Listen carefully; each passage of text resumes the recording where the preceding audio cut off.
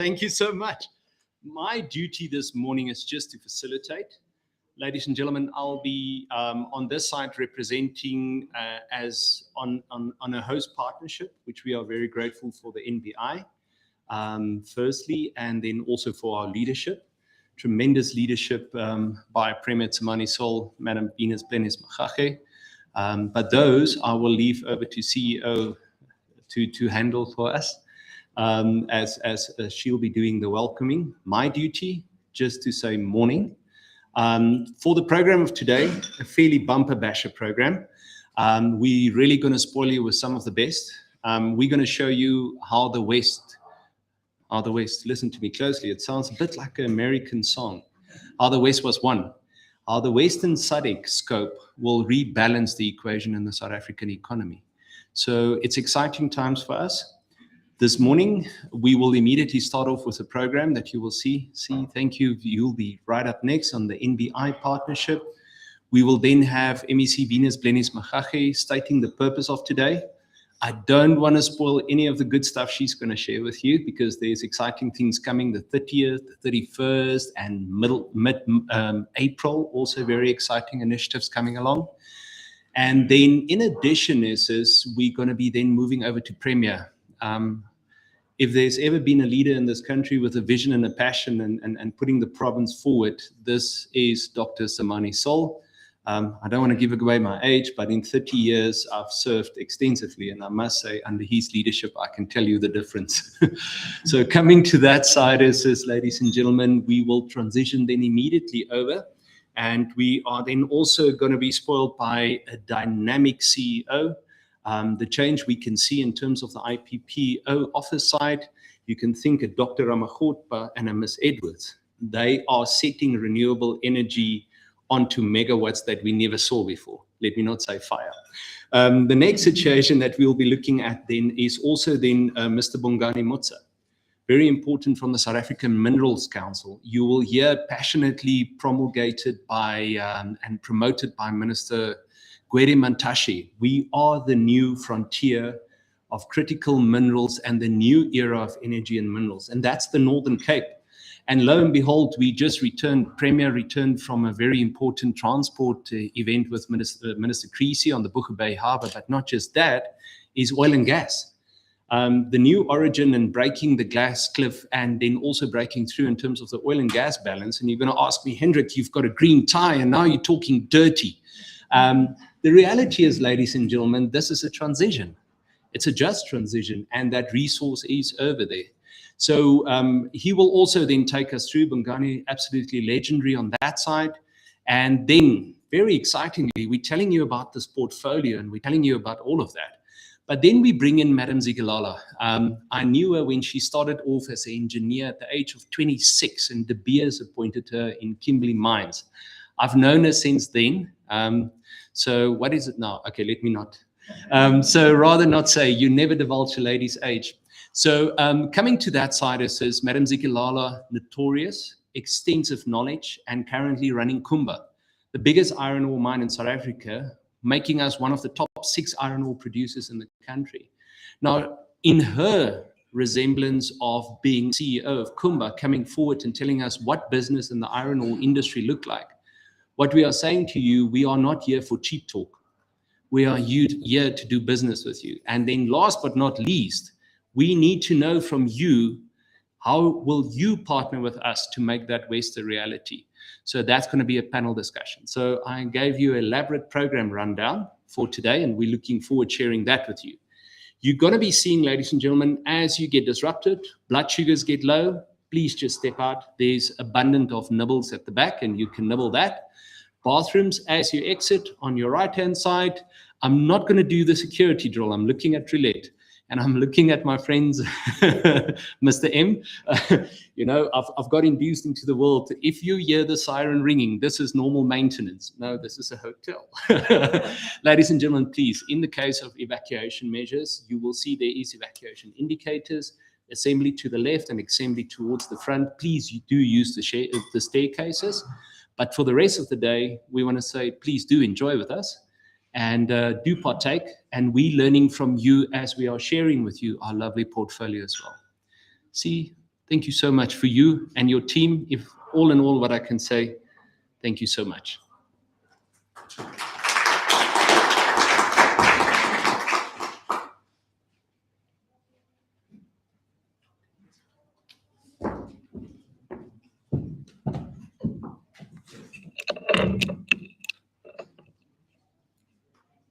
I always have to say that these mics are never set up for people my height. But very good morning, distinguished guests, colleagues, and partners. It is an absolute privilege and an honor and with deep excitement that I'm here today to welcome you. My name is Shamila Subramani. I am the CEO of the National Business Initiative, and really we're privileged to be partnering on this conversation.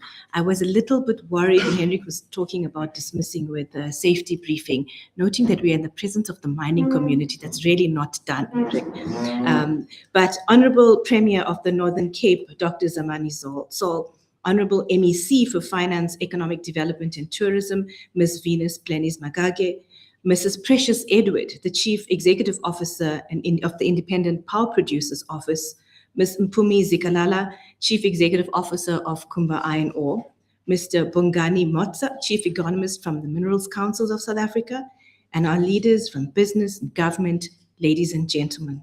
On behalf of the NBI, it really is with great pleasure and excitement that I welcome you to today's workshop, which is Exploring South Africa's New Energy, Critical Minerals, Manufacturing and Logistics Frontier, a Northern Cape Provincial Government Showcase. Thank you. Let me begin by expressing our sincere appreciation to the Northern Cape government, and particular to Premier Dr. Saul and his team for partnering with the NBI to convene this important dialogue with business. Today's gathering really does reflect a shared recognition of the opportunities emerging in the Northern Cape, and not only provincial in significance, but they are also national and regional in impact. South Africa, I don't need to tell you, is at a pivotal moment in its developmental trajectory. As we navigate the transition to a low-carbon, climate-resilient economy, the question is not whether change is coming, it is about how we are going to shape that transition so that it is inclusive, economically sustainable, and anchored in new industrial opportunities, which will form the backbone of this transition. The Northern Cape stands at the center of that transformation.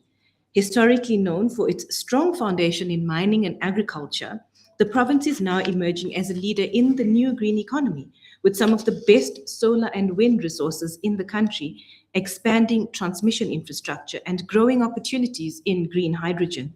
The Northern Cape is uniquely positioned to power South Africa's energy transition.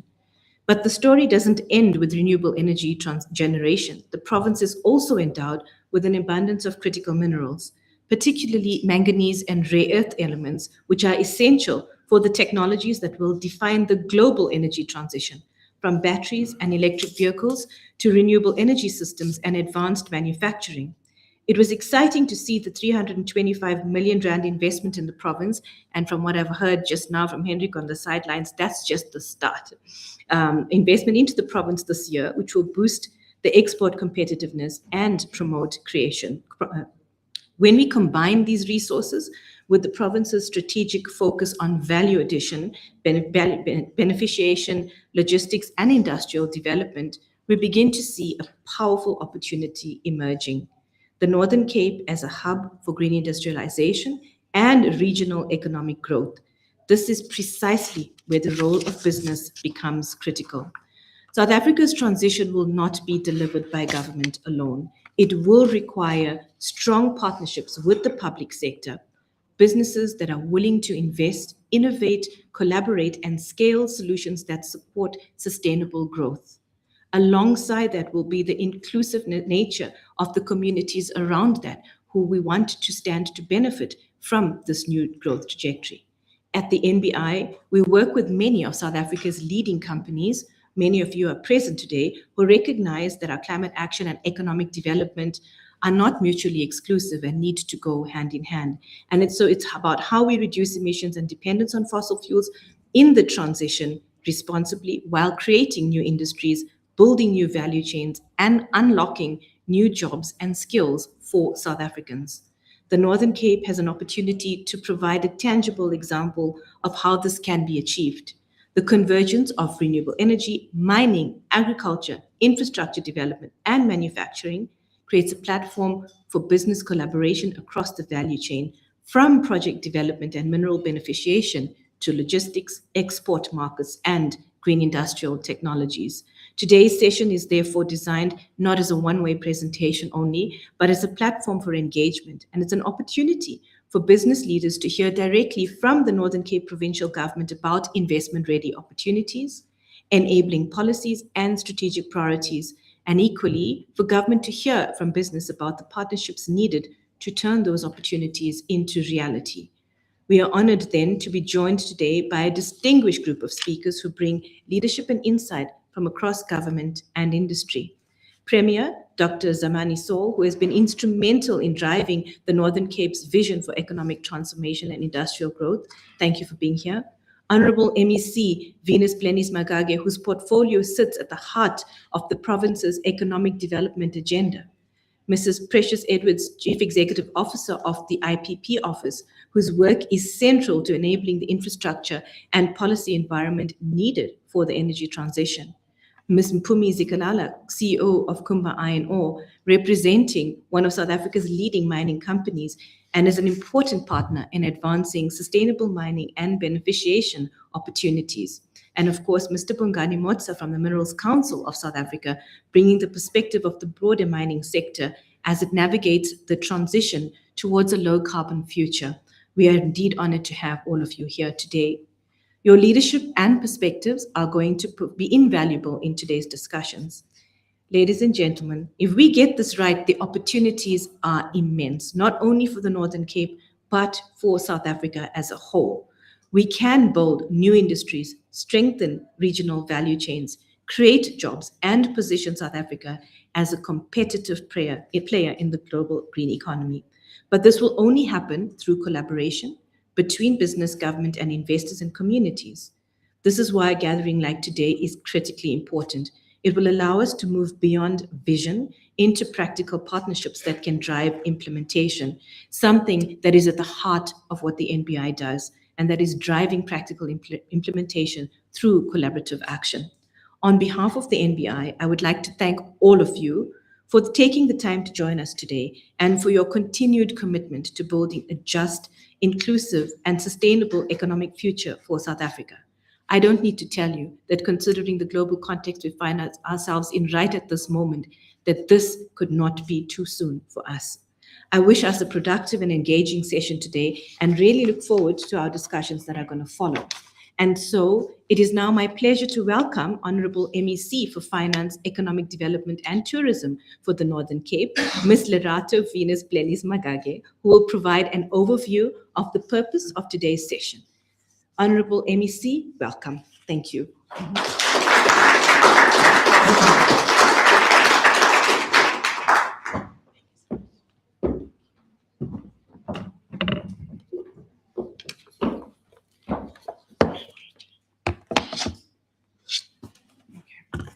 Thank you so much, CEO. Honorable Premier Dr. Zamani Saul, distinguished leaders of business and industry, representatives of government who are present with us today, partners from financial sector, and colleagues who are committed to the future of our country. It is my honor to welcome you to this important engagement, which is convened under the platform of the National Business Initiative. I've been given a responsibility of explaining why we are here today, giving the purpose of this engagement, and I think it's really in two folds. Firstly is to provide us with a strategic platform to share the vision and priorities of the Northern Cape as we prepare for the upcoming Northern Cape Jobs and Investment Conference, which will take place from the 13th to the 15th of April. This conference will serve as a catalytic moment to align government, to align business and development partners around a shared program to unlock large-scale investment, accelerate industrialization, and to drive sustainable job creation for the province of the Northern Cape. Secondly, today's engagement is about building the partnerships required to realize this vision. It brings together leaders from government, the mining sector, the energy industry, and the financial community to engage on practical opportunities within the minerals, energy, and industrial development value chains for the Northern Cape. I think for many years, the Northern Cape has been described through the language of distance and vastness.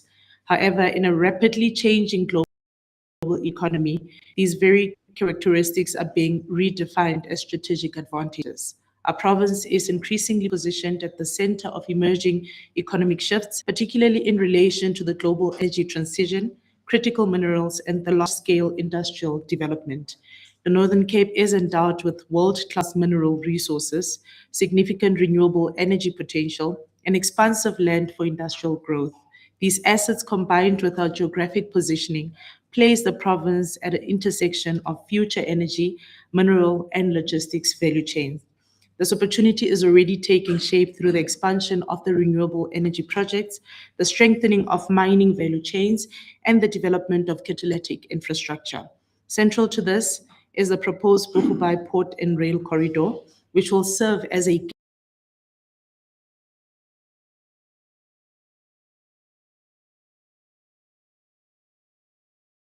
However, these opportunities of this scale cannot be realized by government alone. They require coordinated partnership, they require blended financing, and shared commitment between the public and the private sectors. And it is for this reason that platforms such as the National Business Initiative are critical. They create the space where strategy is translated into collaboration and collaboration into investment. So today's engagement is therefore an invitation to business leaders, an invitation to investors and partners to engage with us, to shape solutions with us, and to walk this journey with us as we position the Northern Cape as a key new growth frontier for the country, South Africa. And having outlined the purpose for today's engagements and the strategic direction we are collectively pursuing, it is now my distinct honor to invite the Honorable Premier Dr. Zamani Saul to deliver the keynote address and to further articulate the vision of the Northern Cape province as a growth and a developmental trajectory for the country. Thank you.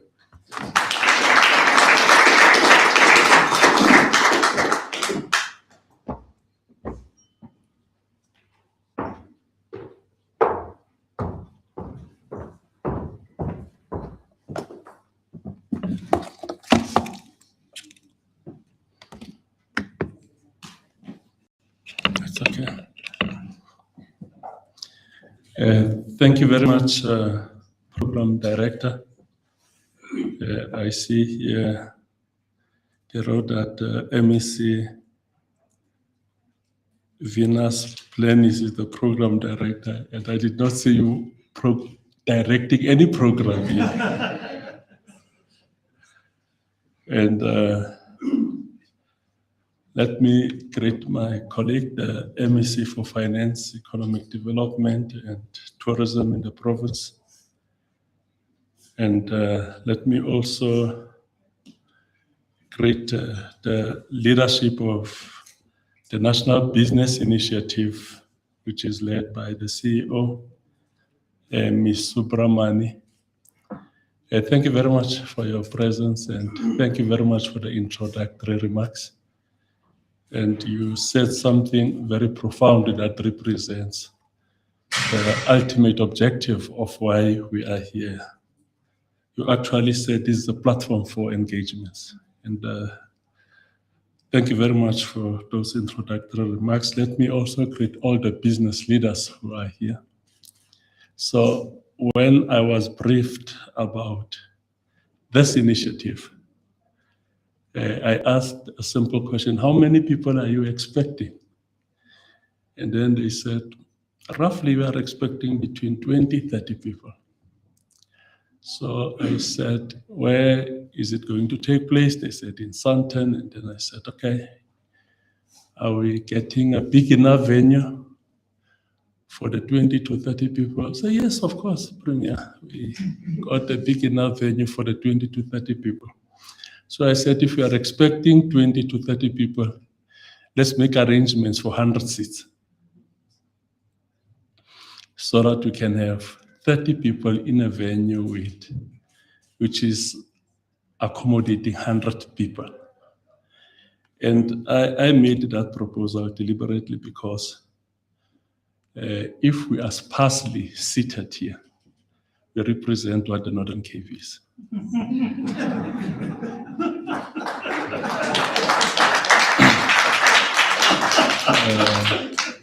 We're a sparsely populated province. For every 3 people, you've got a square kilometer. Every 3 people, there's a square kilometer. And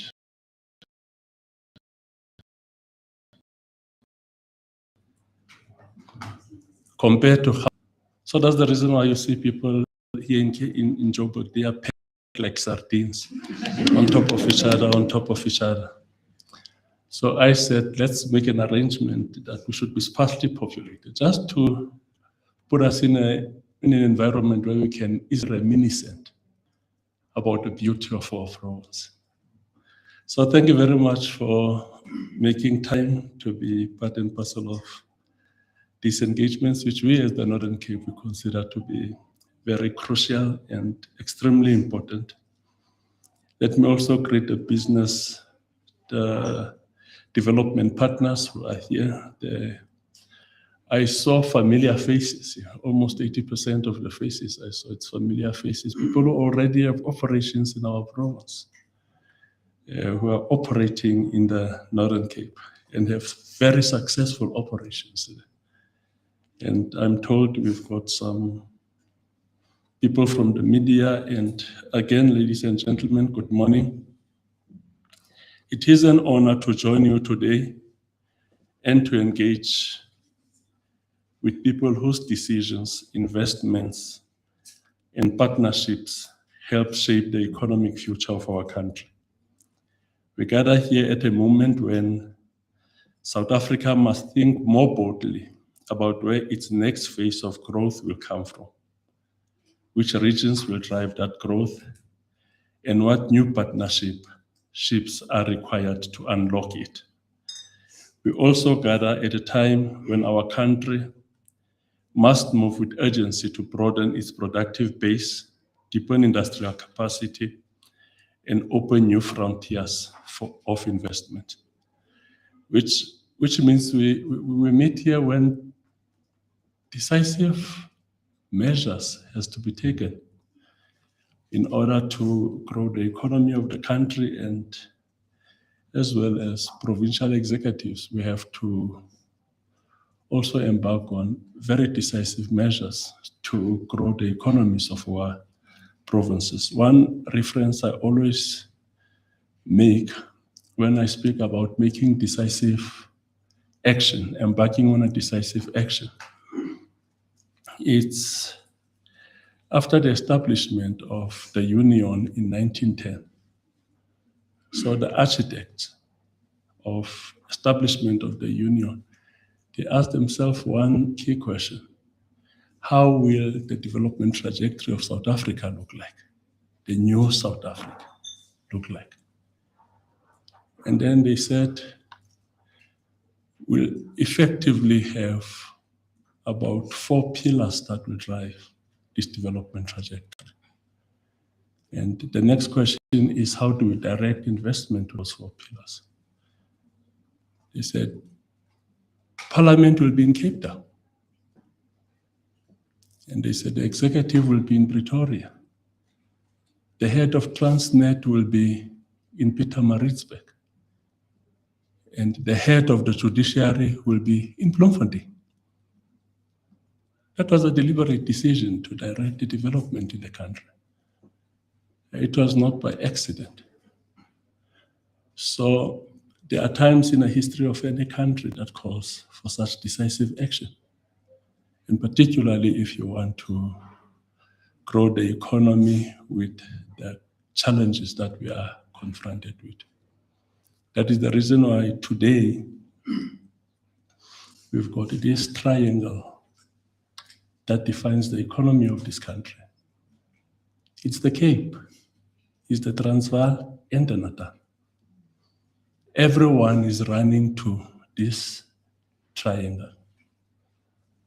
My colleague Winde is sitting with a major problem of influx from the Eastern Cape. My colleague here, Panyaza, is sitting with a major problem of influx from Limpopo in the Eastern Cape, partly Mpumalanga.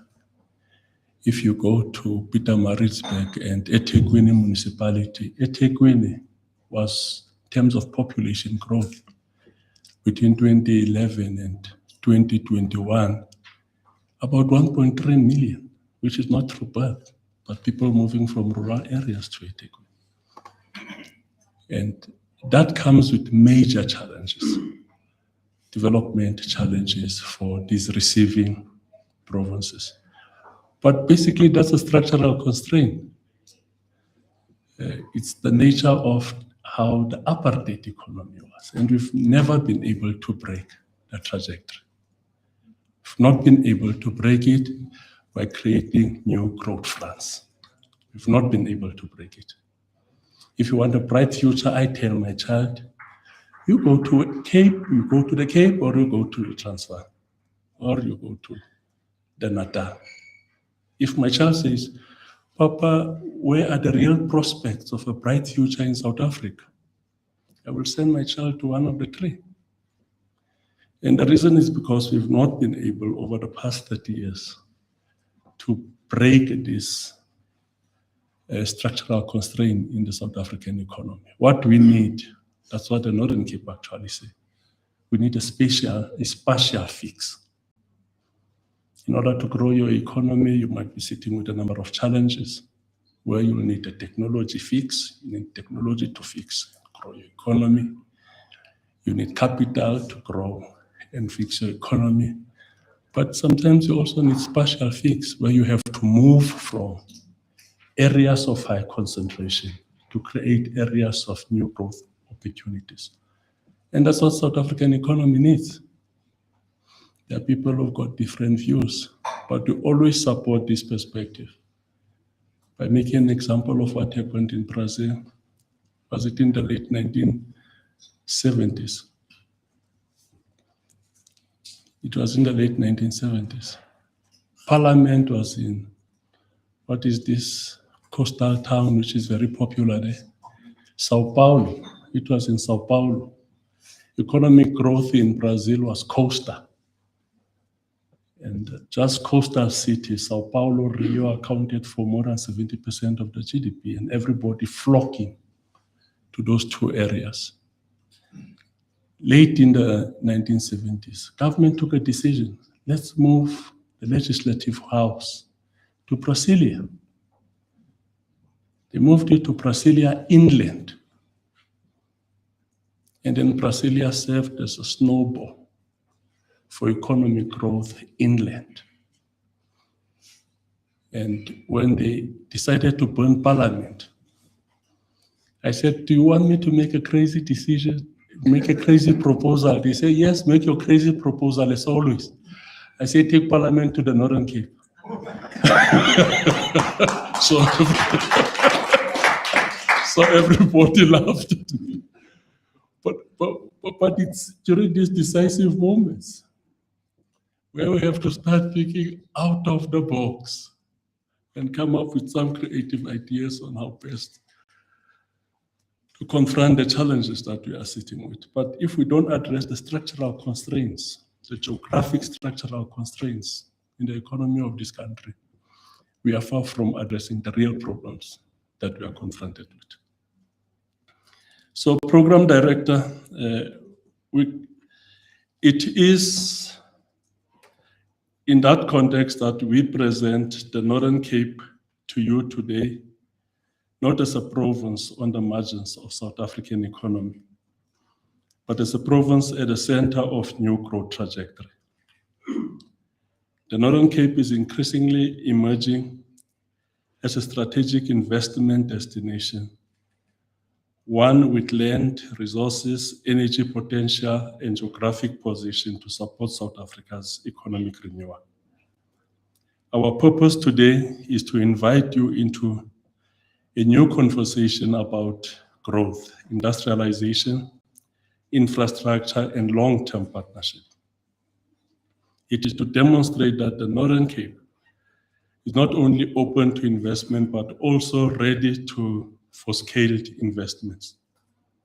And it is to show that the future of South Africa's growth story will, in no small measure, be written in the Northern Cape. Distinguished guests, it is a privilege to speak to you at what I regard as a turning point in positioning the Northern Cape as South Africa's next major investment frontier. We have chosen Sandton for a reason. This is the financial nerve city of our country, where many of the decisions that shape South Africa's economic directions are made. It is therefore fitting that we open a new investment conversation about the Northern Cape right here. Our purpose today is to explore how, working together, we support South Africa's next phase of growth by directing capital, capability, and partnerships towards one of the country's most underexplored, underutilized, yet highest potential region. I invite you to reimagine the Northern Cape, not as a remote province on the periphery of our economy, but as a future-facing, globally competitive industrial hub. Across the world, Program Director, industrial advantage is shifting towards regions that offer four things. One, abundant green energy. Two, proximity to natural resources. Three, a trained skill base. And four, access to markets through reliable infrastructure. This shift is drawing value chains back towards resource location. We see this in places such as Northern Germany and Denmark, and also in South Africa's own Secunda. The Northern Cape is firmly on this trajectory. In 2019, the province GDP stood at 117 billion. By 2025, it has grown to 166 billion. Our share of the national GDP is now 2.3%. I think these are figures which are very much important. If you want to plant your investments, you want to plant your investment in an area that is growing. And over the past 6 years, our GDP moved from 117 billion to 166 billion rand. And with that, it increased from 2.1% of the national GDP to 2.3% of the national GDP. So we are one of the 5 provinces in the country, whose share of the GDP is lesser than the population size. I don't know whether you understand the importance of this. It actually means we are not subsidized by any province. What that means is that if we can be a self-governing state, we'll be better off. Yes, that's what it means. It means we'll be better off. Our share of the population is 2.1%. Our share of the GDP is 2.3%, which means we are subsidizing other provinces. We'll be better off. So when Western Cape speaks of they want to secede because their share of the GDP is higher than the population size and they can be better off if they can be a sovereign country, we can raise the same argument. That also, if we can be a sovereign country, we'll be better off because we are subsidizing other countries. But that's the structure of our governance. Cross-subsidization, which should take place between the provinces in order to tackle the socio-economic challenges that the country is confronted with. So for me, that is very much important. And what is also important about the growth in our GDP from 117 billion to 166 billion is the fact that this was not a jobless growth. Because the last quarter of 2020, employment in the province was standing at 255,000. And now as we meet here this morning, there's 337,000 people who went to work. So there's an increase in the number of people who are employed with more than 100,000 over the past 6 years. So when we grew up and we were radical revolutionaries, we used to speak of a jobless growth, and particularly when GEA was introduced in 1990.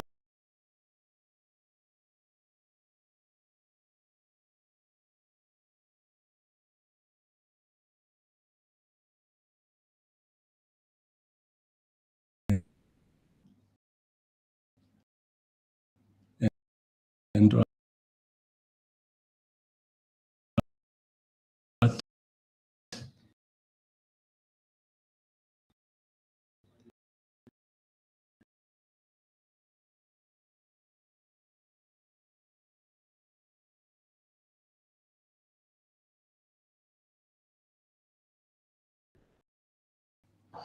so we accused Thabo Mbeki of selling out, just selling out.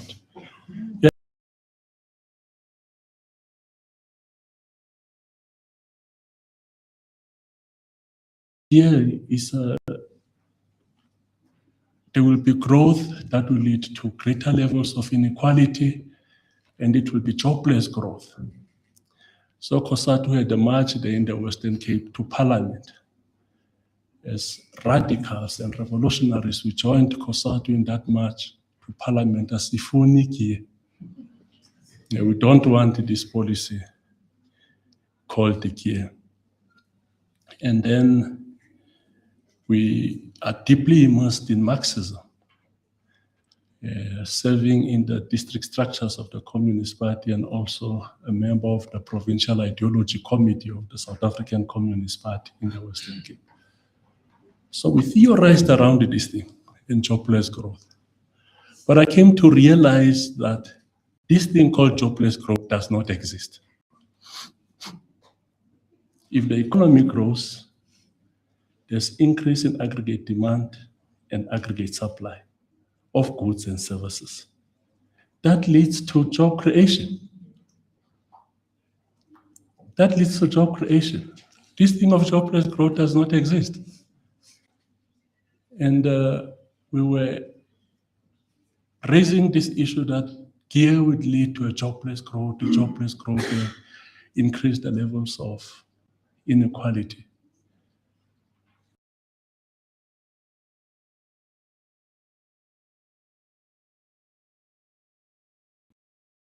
And because when GEA was introduced,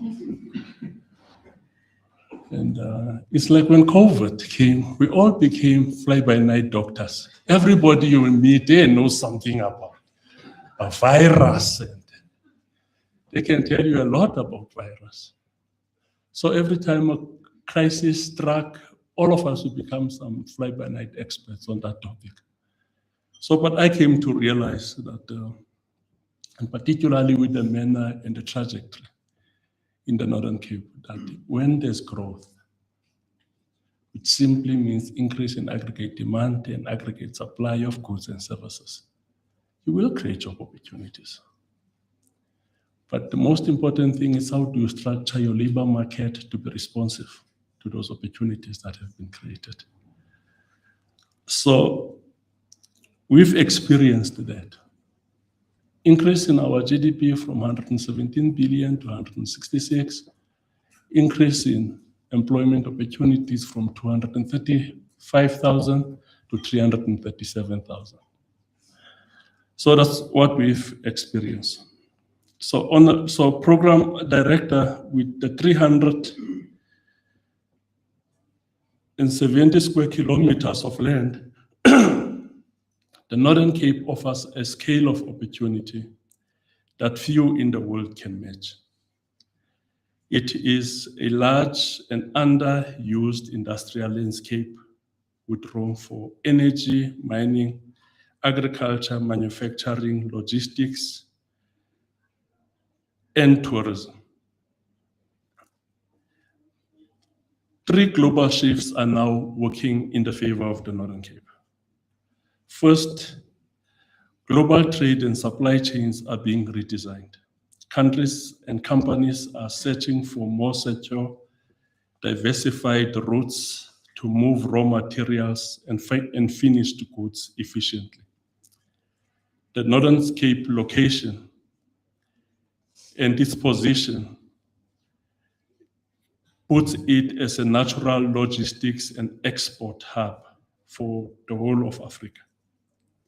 Second, the global energy transition is accelerating.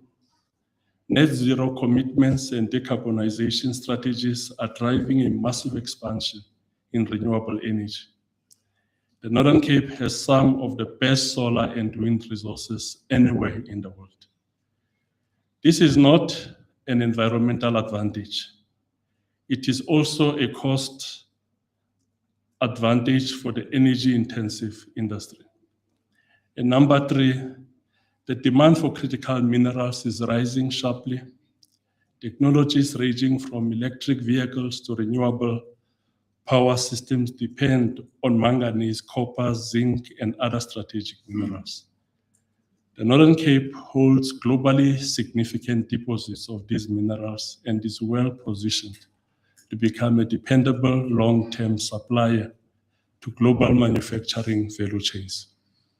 The province's competitive advantage lies in the combination of these strengths. Our intention, therefore, is to expand South Africa's economic footprint, not merely to shift activities from one province to another. Mining remains critical to our balance of payments, employment, and fiscus. In the same way, our approach to energy and industrialization is to expand the overall capacity of the South African economy and the national grid by adding new growth nodes, not by weakening existing ones. Distinguished guests, our investment offer rests on 6 pillars. 1 is green energy. Number 2, it's minerals and mining. Number 3, it's agriculture. Number 4, it's industrialization. Number 5 is infrastructure and logistics. And number 6, it's tourism. On the mining side, the Northern Cape is home to the world's largest known manganese resource and is a leading exporter of iron ore, diamond, and zinc. We are now moving further up the value chain into a new greener smelting capacity for zinc, manganese, iron ore, copper, lime, and rare earths. Key investors such as Kumba, Kgalagadi Manganese, Vedanta International, and African Rainbow Minerals are already deeply invested in the province. Their continued expansion, together with new commitments from players such as Frontier Rare Earth, the IDC, signal confidence in the long-term story of the Northern Cape. What the president always says is that mining is a sunrise industry. And as the Northern Cape, we add to that by saying that, yes, it is a sunrise industry, but the next 100 years of mining in South Africa are in the Northern Cape. In agriculture, the Northern Cape functions both as a regional and seasonal food basket for SADC. And during the Northern Hemisphere winter, for markets such as Europe, the Vaal and the Orange Rivers, together with the Van der Kloof and Valhars irrigation schemes, underpin high-quality horticultural and field crop production. We produce top-grade venison, mutton, and beef. This is why exporters such as Beefmaster and Carosaf operate from the province. If you buy beef from Woolworths or a burger from McDonald's, there is a strong possibility that it passed through the Northern Cape abattoir. We are also competitive in specialty crops. Our date, pecan nuts, and raisins are internationally recognized, while our brandies, gins, and wines, including the Hedgehog range, are steadily building their export footprint. On renewable energy, ladies and gentlemen, the fundamentals are compelling, with solar capacity factors of around 26% and wind at 37%. The province offers performance metrics that continue to attract independent power producers and energy investors from around the world. Early analysis suggests a potential of roughly 11,400 gigawatts of solar power and 846 gigawatts of wind. This resource base supports the development of large-scale green hydrogen and derivatives industry. It also gives South Africa an opportunity to build a more flexible and cleaner power pool that supports a managed transition away from coal. Importantly, the Northern Cape is deeply connected to the rest of the region. Its railroad and power corridors link into industrial hubs across South Africa and into neighboring countries. This creates the basis for cross-border value chains rather than isolated standalone projects. Honorable guests, the province is already central to the country's independent power producer landscape.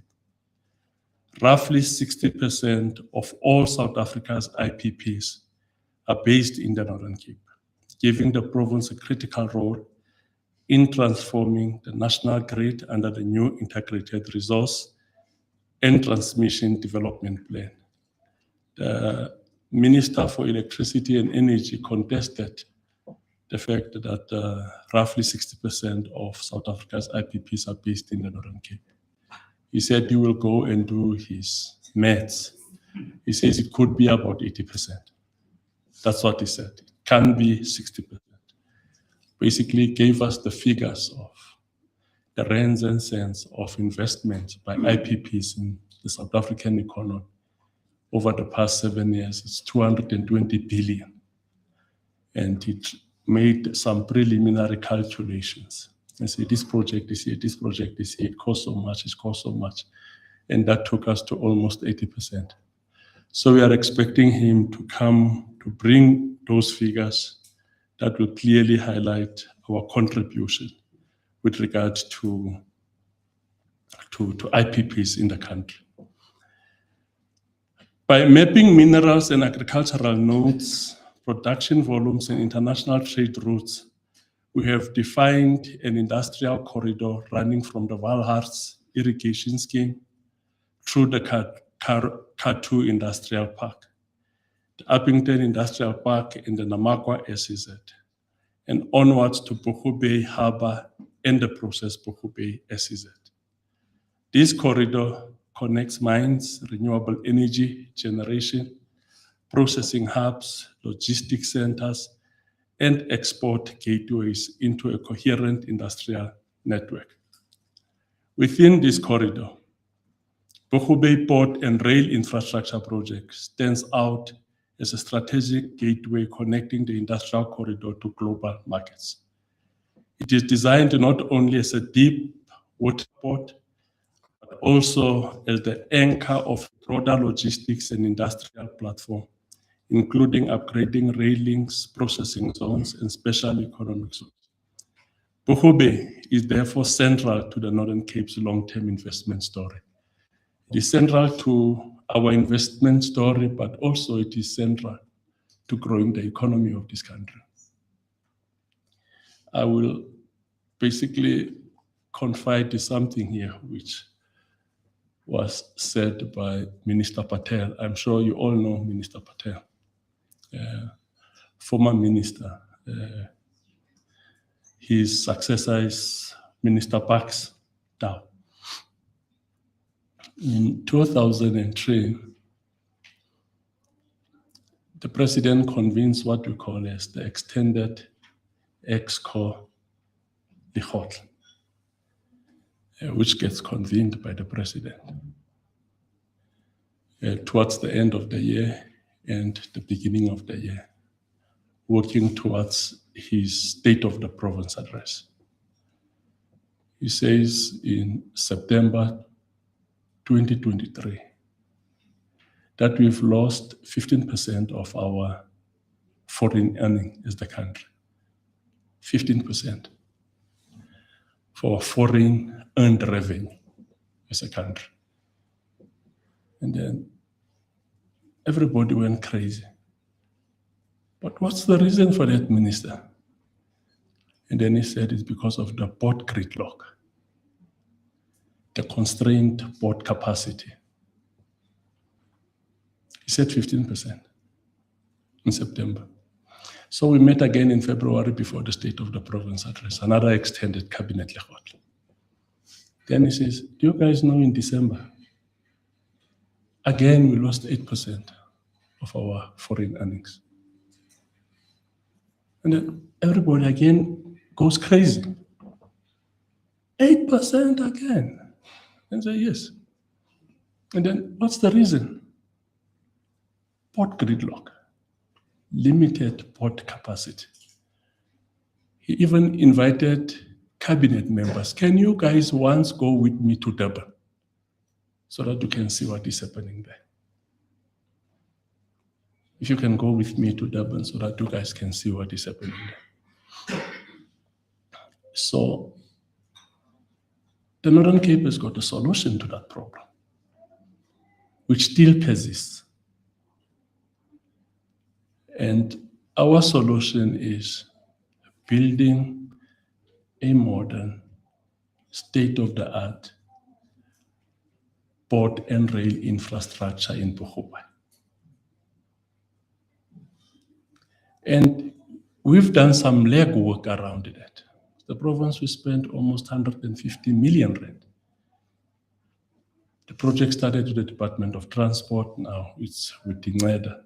We did some legwork to investigate the feasibility of this project, only to establish that the apartheid government wanted to build this port in the 80s. But because of financial sanctions, because of the sanctions against the country, they did not have adequate resources to build the port. If there were no international sanctions, Northern Cape would have had a port now. And we did not have a port because of international sanctions. Deep sea water port, natural deep sea water port. So we've done the legwork together with, Spornet, together with Transnet. Yes, we are working at ensuring that we build a 10th port in the country, a smart port. And I just derive solace from the fact that each and every State of the Nation address, the President made mention of this project. And we are working very hard to ensure that we are going to get this project executed. We've done the legwork. There's no question around its feasibility.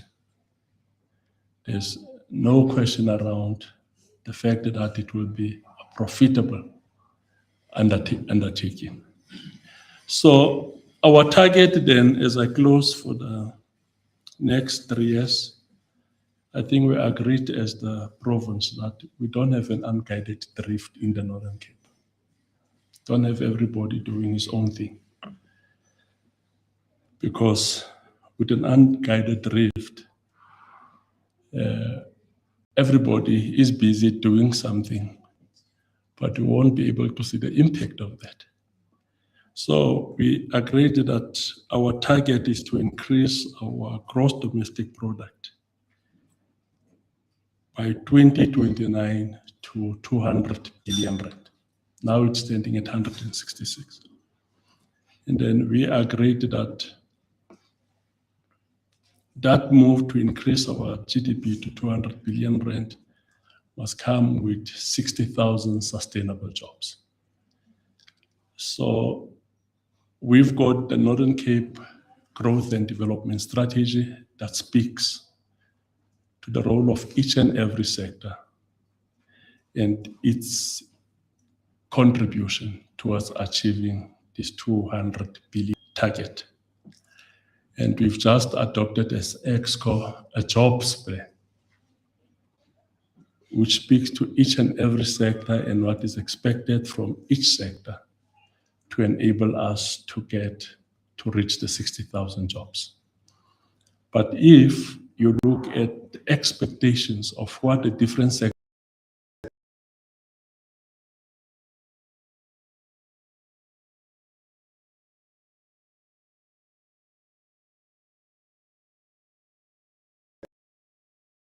can create far more jobs than the 60,000 jobs. 29.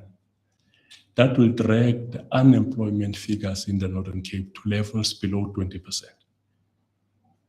Currently, we've got the second lowest unemployment in the country. Our unemployment levels are far below the national average. Unemployment is standing at 27%. With Q4 of 2025 figures, the quarterly labor force survey, we managed to reduce unemployment with 4.1%, which is the highest in the country. That is official unemployment, and we've also managed to reduce expanded unemployment with about 3.7%. So we've got almost 2 consecutive years, 2 consecutive quarters of highest reduction of unemployment in the country. So we want to intensify that program to ensure that we create the much needed job opportunities for the people of the Northern Cape. But also with these 2 plans, I said is the jobs plan, it's our provincial growth and development strategy. We've also developed a master plan for infrastructure 2040. We've seen the difference that infrastructure can make. The president calls investment in infrastructure as a flywheel for economic growth. You asked us, we've seen the difference and the impact investment in infrastructure makes in growing the economy. Over the past 6 years, we've invested more than 30 billion rand in infrastructure, both social and economic infrastructure. You go to the Northern Cape, you've got the modern school in rural areas, got modern clinics in the rural areas. We are ramping up our investment in health infrastructure, and we are starting building roads and as well in rural areas. So we've seen it ourselves over the past 5 years, the impact that investment in infrastructure can make in growing your economy. If we as government massively invest in infrastructure, we become the first risk takers with regard to investment. People can see a government that plans, that invests, and then naturally they follow and invest as well. So, ladies and gentlemen, we invite you to partner with us in structuring bankable and scalable projects that deliver strong risk adjustment returns while creating shared value rooted in innovation, sustainability, and inclusive development. We are inviting you to join us, to strengthen your balance sheet with an investment anchored in real competitive advantage and help build a modern, growing, and successful Northern Cape. Thank you very much, Program Director.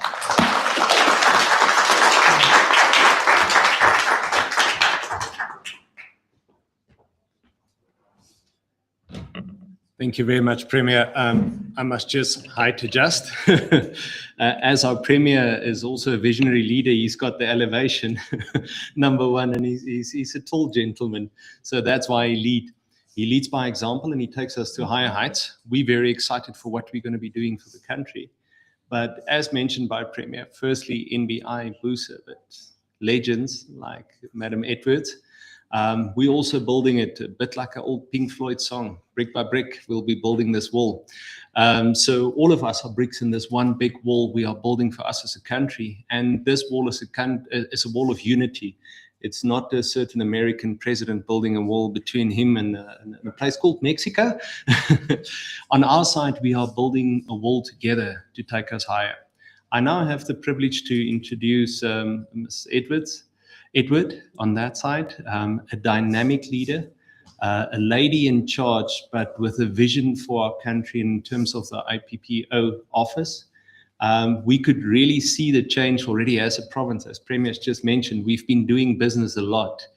And just the dynamic of seeing the way that she is touching it and how she's moving it, that is very dynamic. And then there's one project that we are sharing as well that Minister made a critical announcement.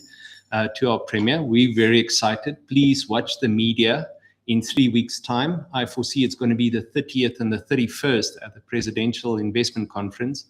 As South Africa, the Northern Cape will lead a very interesting and a very dynamic project. But as mentioned, let me introduce the real, if I may say, the goddess of PV. Thank you very much, ma'am. Thank you, ladies and gentlemen.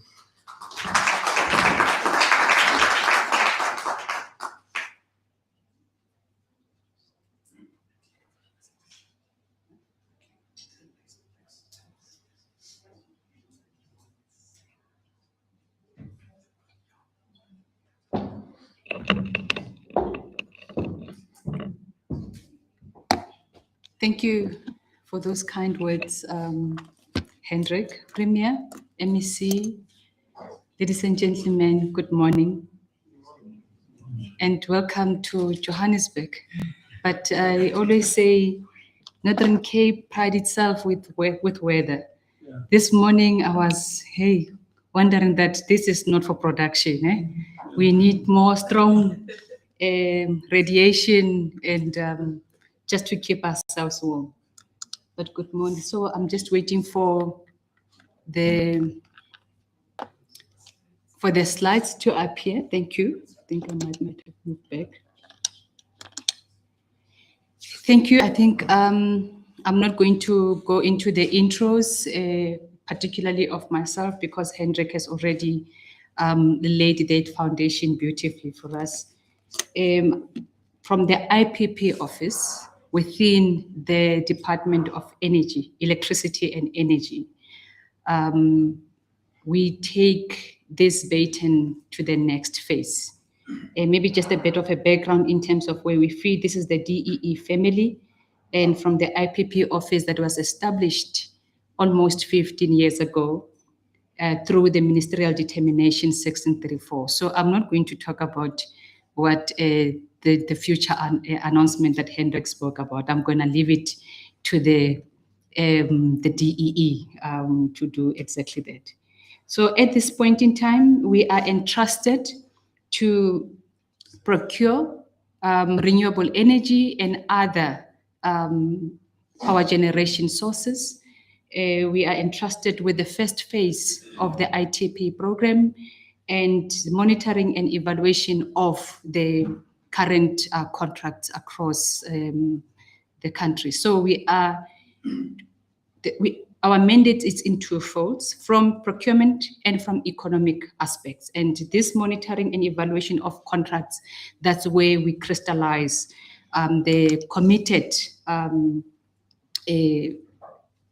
committed initiatives from the economic development perspective. So to date, overall, the program has achieved, through these 13 IPP bid windows, we have connected 8 gig of power on the grid. This is as things stands today, and this is only if we consider the peaking plants, Avon and Didiza, that number goes to 9 gig. Yeah. So as things stands, we do have about 1,180 of projects in constructions, and we are looking forward for those megawatts to quickly come online. And we have a gas RFP that is in the market that is closing the end on the 29th of May this year, and about 5 gig or 5.9 gig of megawatts that are preparing for financial and commercial close. So this is just a demonstration that the IPP office is able to take policy into action and deliver. So this is what we have delivered from a capacity perspective. If we move over into the economic development aspect, this is the number overall, number of jobs. About 100,000 jobs have been created, with about 4.8 billion spent on the socio-economic development and 125 billion on the BEE spend. And I think the numbers are really in front of us, just to show the power of this public-private investment that the office is delivering. So this is an overall position. This is at the back of this investment that we have attracted to date, about 300 billion of this. And if you consider this 300 billion of investment from the inception, at the beginning, we needed to establish, and there was a lot of international investment that came on board. As things stands to date, it's about 52 billion, but the bulk of this investment is from local investment, which is showing it's a growth trajectory. I think the Premier touched a lot on the endowment of the province and what informs us to be standing here today from resource perspective, that Northern Cape, it is really blessed. As it stands, is the highest solar irradiation in South Africa, ideal condition for utility scale and the solar PV. We spoke about the numbers that needs to be tested, whether is it sitting at 60 or a different number. I will also leave that mathematics to take its a consistent and predictable generation. Even though the weather patterns can take its course, but as things stand to date, they've been a great production from the Northern Cape on all the power generation that we have put in place and supporting the energy security. So indeed, Northern Cape plays a very crucial and important aspect in terms of us executing the IRP that is before us. If we zoom into Northern Cape in particular, from the numbers that are just reflected, this is the province specific. And as you can see from an investment perspective, we're talking about 180 billion of investment within the province. This is what has been executed through about 59 IPPs with an equivalent megawatt of about 4.5 gig. This is not small. It just shows what the province is able to give us. So this is from a capacity perspective. If we move now into the economic development aspect, number of jobs that have been created, and the investment into the socioeconomic aspect, and the other categories, that this, it is what we have contributed. And I know, Premier, when we were at our last session, you challenged us on that the IPP, I see that you are presenting great numbers. And if you consider 15 years ago where things were standing, the focus was, we were standing at a position where we needed to come and address key points of ensuring that the program, it is possible, it can run, and we are able to raise capital. We are able to restore that investor confidence. And to date, we are saying we are no longer talking capacity constraints. We are talking about how are we going to catalyze what we have going forward and address economic economic developmental imperatives. So this shows that through the public-private investment, the program is able to execute and mobilize the investment that is required for province and at the national level. So this is just a further breakdown of the way we are sitting in terms of all of these economic development categories that we are tracking on a monthly basis. You will see that the job creation and the local content, it is quite on the 76 and the 96, and the difference is because bulk of these projects are already in operation. So it has factored in the construction related part, and the 13%, and on the SED and ED, it is more on the operational as we manage the contract on a day-to-day going forward. But those are the numbers. Here is just to look at various districts from a capacity perspective, the outlook in the Northern Cape. And we can share this detail because it is important that we understand exactly where we are from a capacity perspective. And you'll see I'm talking capacity and I'm talking economic development inputs intertwined, because we see them going, it's two sides of the coin, really. This is from the economic development, what we have implemented. So here, this talks to the structural, contractual structural that we have set at the initial. You'll see the bulk of it, it's more on the socioeconomic development aspect, and it's higher as compared to the ED. And we want to balance this. And we say, we need, because if the ED talks more, it is indirectly addressing the socioeconomic in the long term. So we need we are working in with this currently with various stakeholders, where we need to centralize resources and find a way of minimizing the duplications, because part of this, it's the duplications. There's too many, everybody feeding schemes there and all of that. And we're saying we need to industrialize, we need to uplift economic developmental, because if you do so, then that's where impact will be experienced by all. And that's what we are looking for, to build impact going forward, knowing that we have solidified the foundation, knowing that we do have a program that is running, that is credible, that it is investor creditworthy. So this is the next outlook that we are going. The ARP 2025, I just said it was communicated in the end of last year. It outlines how the scale and the pace that the generation capacity is required.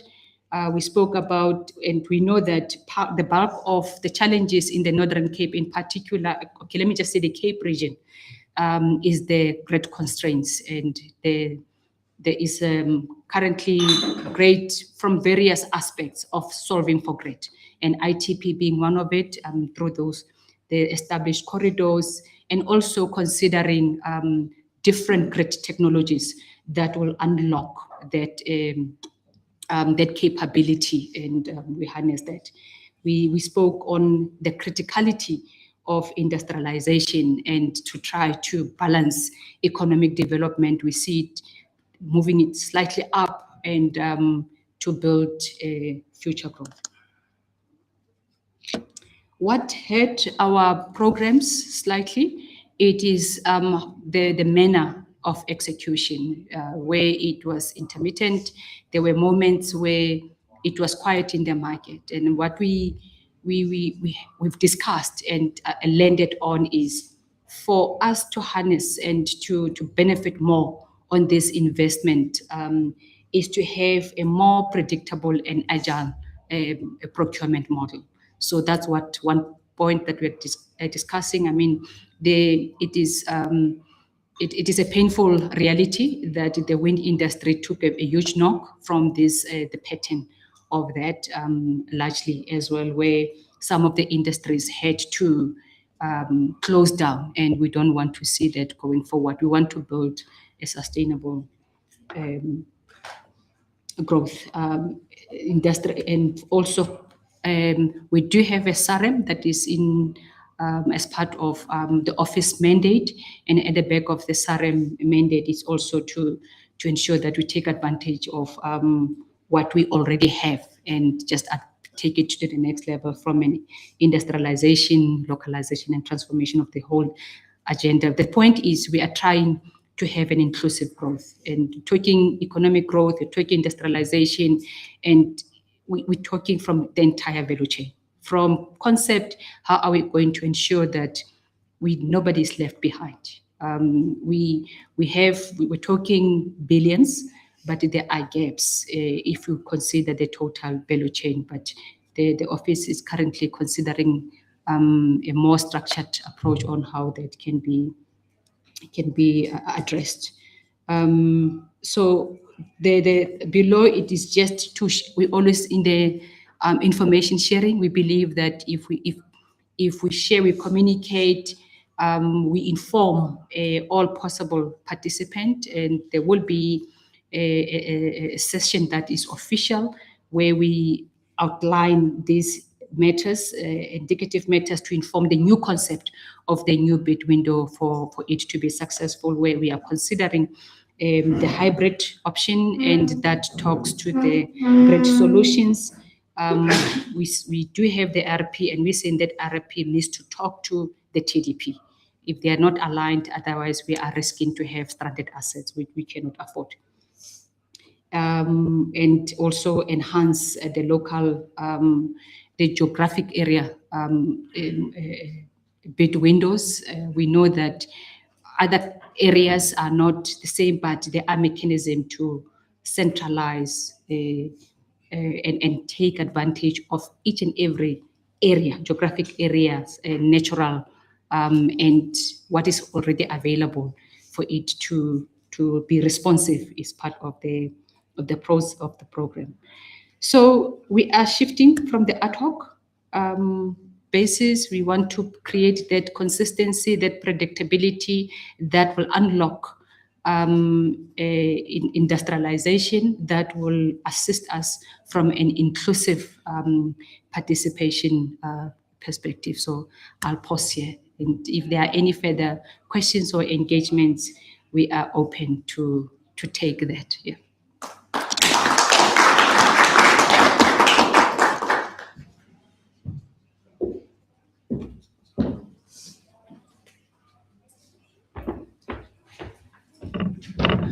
Thank you very much, ladies and gentlemen. As we are starting, we also have our chief economist that just timeously stepped in. Thank you so much for joining us, Bongani. We truly appreciate. We're going to be having him just quickly set up. He had to run. I want to say thank you to Lesejo and Alex and Bongani. We're running quite parallel sessions. So we'll be setting up for the presentation in the meantime. If I may just ask there on that side, Shauna, can you perhaps just quickly liaise with me, please, if I may beg a favor? Ladies and gentlemen, what we've seen in summary for this morning, and I just quickly want to tie up is on that, is as extensively expanded on from our colleagues from the NBI side as well. In the South African context, the Just Energy Transition and the Just Energy Transition Master Plan comes in together. And then we've got the Independent Power Producers Program coming also into our Resource Development Plan solution, and transitioning into the Transmission Development Plan, and then coming into the SARAM. Now, this extensive value chain of policy is important because it overlays what we are seeing in the South African context. And we also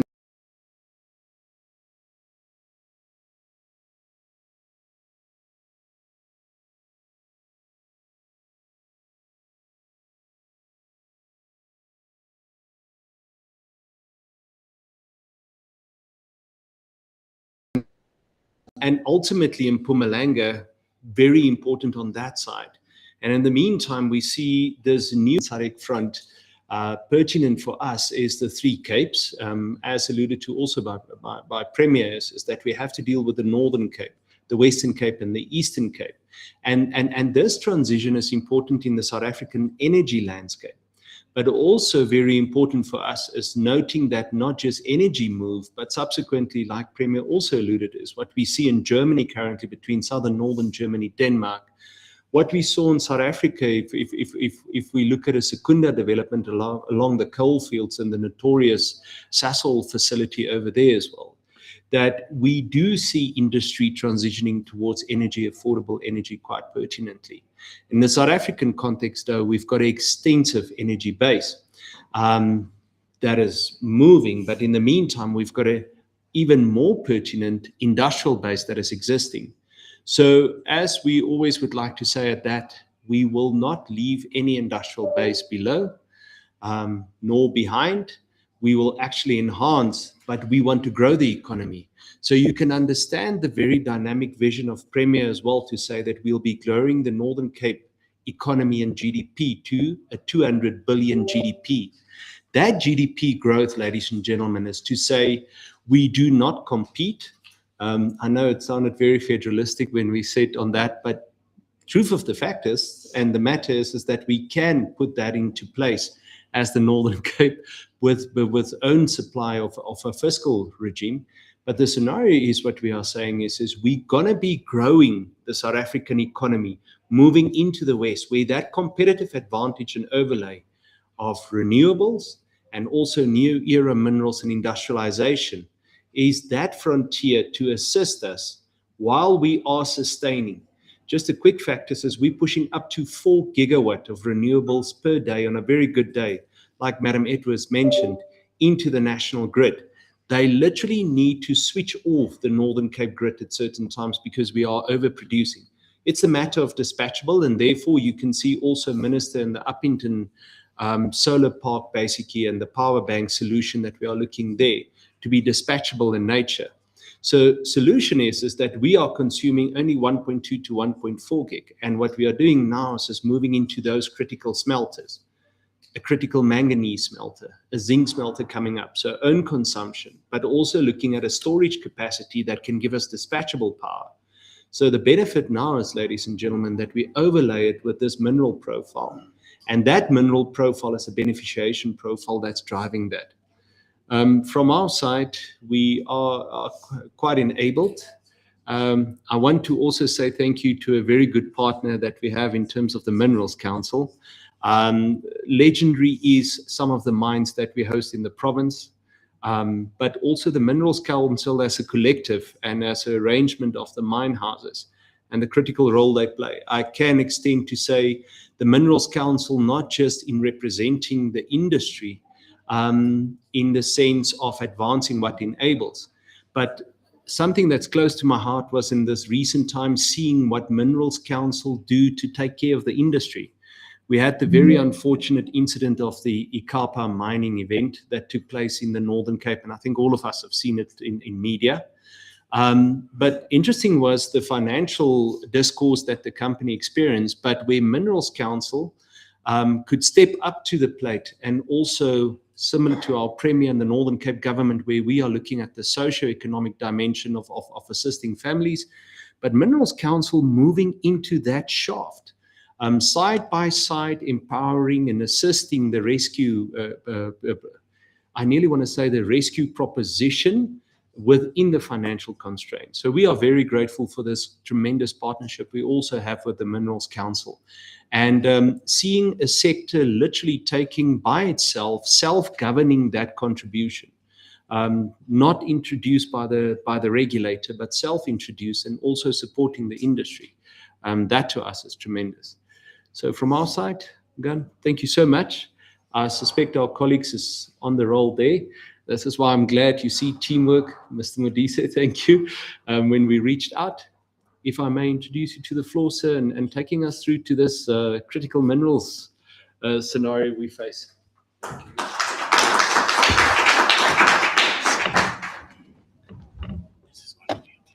Yeah, okay, next. Sure, okay.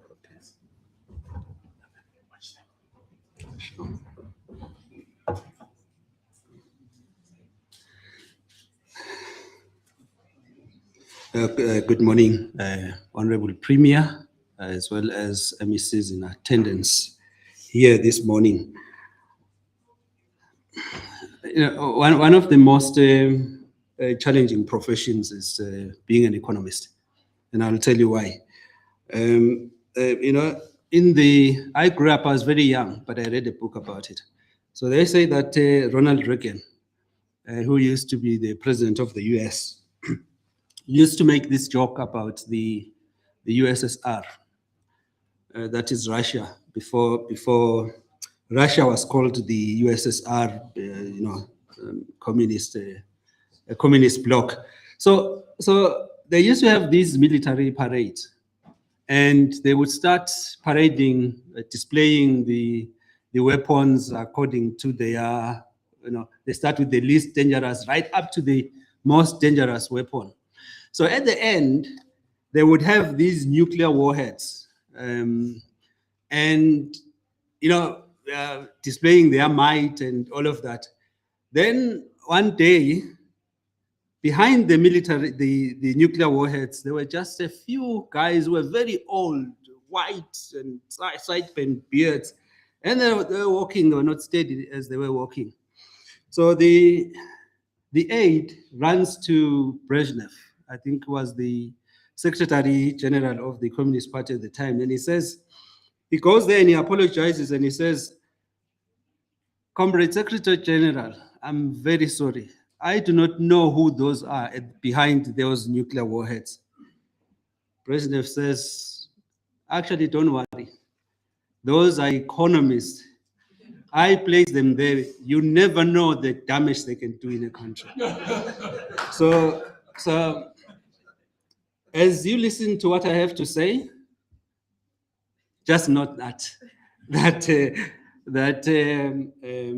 of course, I'm not going to say any dangerous stuff that will jeopardize my own career. But let's go to the presentation.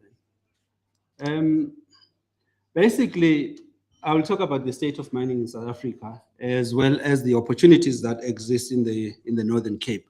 But I think what's important here is we have to locate this discussion where it belongs. And where this discussion belongs is really about economic growth and development, what we characterize as inclusive economic growth. What do you mean by this? Let me just show you this chart here, these tables here. These tables on the left, it shows South Africa's ranking. I'm not sure if it's legible, but I'm sure you can see. On the left, the table there shows our ranking in 1999 as a country, economic ranking. In the first position was the US. It was still the biggest economy. It was followed by Japan. And there we were occupying position 29. On the right table, this is data from up to 2024. So on the right, we can clearly see that we had actually regressed as a country. We're now position 39. We have to ask ourselves what happened in between those years. So this is an economic growth story. It's not just a mining or opportunities in the Northern Cape story. So then here we just see that some of the countries that had overtaken us that had grown faster actually than us. If you look at China, the numbers there on the right, they basically show the factor by which that economy grew between 1999 and 2024. So China had grown by 17 times, a factor of 17. Vietnam, almost 17. But if you look at us, we had actually grown by almost three times. So that's basically, more accurately, 2.6 times. Our peers in the BRICS, for example, were growing faster or have been growing faster than us. Again, we have to ask the question, why? As an economist in the mining sector, I can tell you that one of the reasons is that we have not taken advantage of our mineral endowment as a country. That's a fact, but I'll show you why I'm saying that. Also here,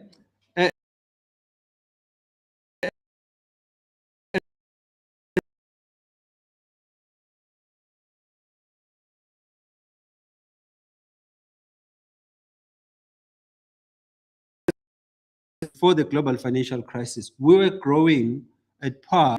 The red dotted line actually matches the blue line. That is how the global economy was growing. But after the global financial crisis of 2008, 2009, we started to decouple as a country. So much so that at the end of 2024, our economy had grown by 65%. The 165 there, to see the growth, you basically say 165 minus 100. So we had grown by 65%, but the world economy had actually grown by 126%. So 226 minus 100. What was the problem? What accounts for that? Well, basically, it's policies that were, or some of those policies are still investor unfriendly, also maladministration, corruption, as well as malfeasance. That's the story. So it is an economic growth story. In 1994, our economy accounted for almost 1% or 0.8% of the global economy. By 2024, it was 0.5%. You see, as you look at that graph, it might not tell the real story. The real story is actually told by this graph here. In rand terms, what have we forgone as a country because we have not been growing on par with world economic growth? So that is in 2024 then, using GDP, purchasing power parity, the economy would have been 11.3 trillion more than it was in 2024. Had we matched that 0.8% as a global share of as a share of global of the world economy. In terms of tax revenues, and the reason why we did this piece of work actually, it was because remember last year there was this issue of raising VAT. And so we had to calculate the opportunity cost of not growing at par with world economy or with the world economy. So in terms of tax revenue, that would have been collected over and above what was collected. In 2024, SARS would have collected 2.8 trillion rands if our economy was 0.8% of global GDP. So tax revenue, we know that in that period was 1.8 trillion rands. That's what SARS collected. GDP was 7.4 trillion in 2024. So cumulatively, in terms of taxes that would have raked in from 1994 to 2024, it's 16 trillion rands. You can imagine what we would have done with 16 trillion rands. Again, this is a story of economic growth. So I just do not want us to discuss this matter in isolation. It's always a story of economic growth. It's a story of inequality, closing the inequality gap. It's a story of poverty. We've seen that over the years, and millions of South Africans have entered into the poverty ranks because the economy has not been growing. So this, so let's now get to the issue of mining. These are the sectors as per GDP on the production side. We can see the center line, that is the center column, that represents the growth of that sector in nominal terms. That is, if you include prices. So we can see that mining really performed well, almost growing by 17 times between 1994 and 2024. However, what is the real concern or the real issue of economic growth is those real numbers there. The column on the right, that is the column that we have to focus on. If you look at all of those sectors there, the mining sector is the only sector that actually shrunk if you compare to its size in 1994. We've also done this study basically as a reference year 2004, because sometimes you might think that it's contaminated because we're looking at 1994. We've also have an index where 2004 equals to 100. Again, it's the same story. In fact, the mining sector is 84% of what it was in 2004. That is using 2025 data. So it is the only sector that has not grown. And here we're talking, when you talk about real numbers, it's actually a proxy for volumes.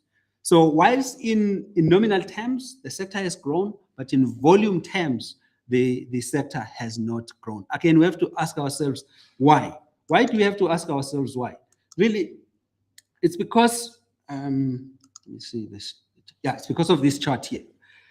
This chart here shows our mineral endowment as a country, knowing that we mine about 53 minerals and metals we actually commercially mine in South Africa. And of those, 10 to 16 of them are in the top 10 in terms of global reserves ranking, from chromium to coal, to the PGMs, to gold, even gold. In fact, we are in the top 5 in terms of, or top 10 in terms of global reserves or in terms of endowment. So we have to ask ourselves then, why has the sector been shrinking? Because our belief is that the mining sector can actually catalyze economic growth in this country. Well, I'll show this graph, this table as well. So in the past, gold used to be a dominant industry. You can see that it used to account in 1995, it used to account for 43% or 42.8% to be exact of total mining production. However, over the years, in 2015, it was 19%. In 2019, gold accounted for only 10%. The weights in 2019 still apply actually in 2025. So gold has shrunk. However, in terms of mineral sales, I'm sure we're all aware that the gold price has really been attractive. Mineral sales, gold still earns as those foreign exchange earnings. So gold is still a major player there. But the PGMs are now dominant in terms of production, accounting for almost 30%. Then coal, 26%, iron ore, 16%, and so on and so forth. This table is published by Statistics South Africa. We've engaged Statistics South Africa because we see there are other opportunities, especially when it comes to the rare earths. And there we mostly in the Northern Cape. So we've asked them that, please, as you revise these weights, do include these what you'd call minor critical minerals so that we see their performance and we can have a trend of how they are performing over the years. Okay, I've talked about that. This is basically the portfolio of minerals that are in South Africa. I've tried to include a picture of the most sexiest, Tiger's Eye, for example, Cetulite there. But these are the minerals from ferrous metals to base metals to energy minerals and other minerals. This is our endowment as a country. Is what, to use a religious term, is what God has blessed us with. But the question is, what are we doing with it? We really have to ask ourselves, what are we doing with it? Again, our belief is that mining can catalyze economic growth in this country. Just to give you one example, you know, in 2022, which was, I think, maybe just the end of COVID, mining sector, in terms of corporate income tax contributions, it was about 80 billion rands. Typically, we actually would contribute about 24 billion rands annually before that. So again, we can see, of course, it's a price effect, but it also shows us the potential of this sector. So let me move on. Here, this is manganese. Basically here, we're just showing the growth of the industries or the commodities from 1994.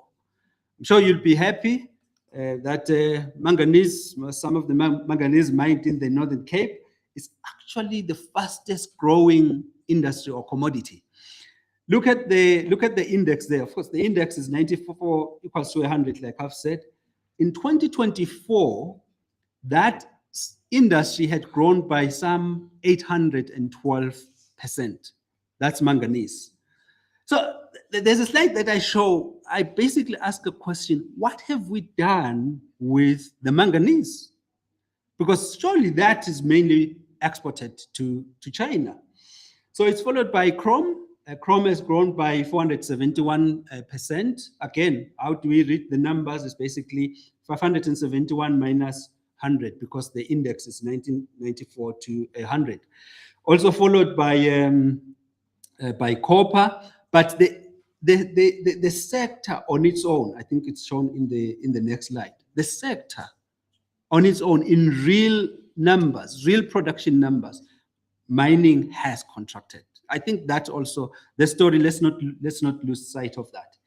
And then, okay, here, okay, basically this slide was just showing the fact that one of the issues that has resulted in us not growing as a country, you know, is the fact that we have not invested sufficiently in research, development, and innovation. That is an engine for growth, no matter which country you go to. Total factor productivity, which is basically a proxy for research.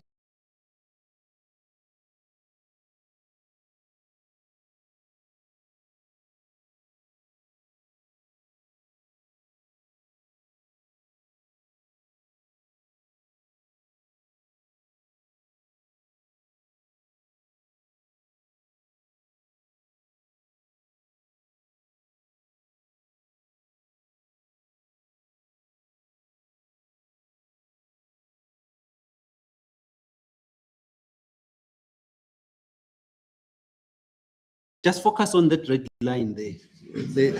On the red. I just didn't think that it will show like this aesthetically. But here, what we're showing here is that it's basically the contribution of the various sectors to the regional, first to the national economy, as well as the provincial economies. And as you can see there, I think I did well by doing that. Otherwise, you would not have seen what I'm talking about. As you can see there, that number, the 20.6 number, it's in 1995. In 1995, the mining sector contributed almost 21% to the Northern Cape economy. So we have to ask, has it always been like that? Did the Northern Cape maintain that momentum in terms of the sector growing? But let's see. This is 2005. We see that there was a significant contraction in the mining sector's contribution in the Northern Cape. Of course, it was now overtaken by this sector, what you call community services. And community services, basically, it's those functions, recreational and cultural functions, basically public services, public sector sponsored services or NGO services. And I must say that when I looked at this data, for me, that was really interesting, that mining could actually be overtaken by that sector. That is a sector mainly, it's a services-based sector. I would have assumed that real sector, I know we don't have to talk about agriculture in the Northern Cape, but mining, I would have expected that it would have a sustained, a significant positive contribution to the Northern Cape's economy. But as a province, you can see that you contribute, the Northern Cape contributes about 2.3% to the country's GDP. And in 2015, again, we see another decline in the mining sector's contribution to the Northern Cape's economy. Overall, the Northern Cape itself contributed 2.2% to national GDP. Again, you see that community services there. It continues to be the biggest sector in the Northern Cape. 2025, I mean, it's just the same story. It's just that the marginally mining shrunk, but community services also marginally increased. Why am I showing this? Basically, I'm showing this because this chart here, this slide here shows the potential minerals that are available in the Northern Cape. Some of them, I got to know them because I was doing research. I actually have never encountered them, but they are present in the Northern Cape. So why aren't we as a country, I'm not going to say the Northern Cape provincial government, I'm going to say, why is it then that as a country we're not taking advantage of this mineral endowment? It's simple. Here, my slides. Oh man, this is a story. This is a story, it's a story of lack of exploration. But that story doesn't tell the whole story. It's also a story of government agencies not processing license applications. So I'll tell you a story. In 2021, we did an exercise of a survey for our members. At the time, we had about 73 members.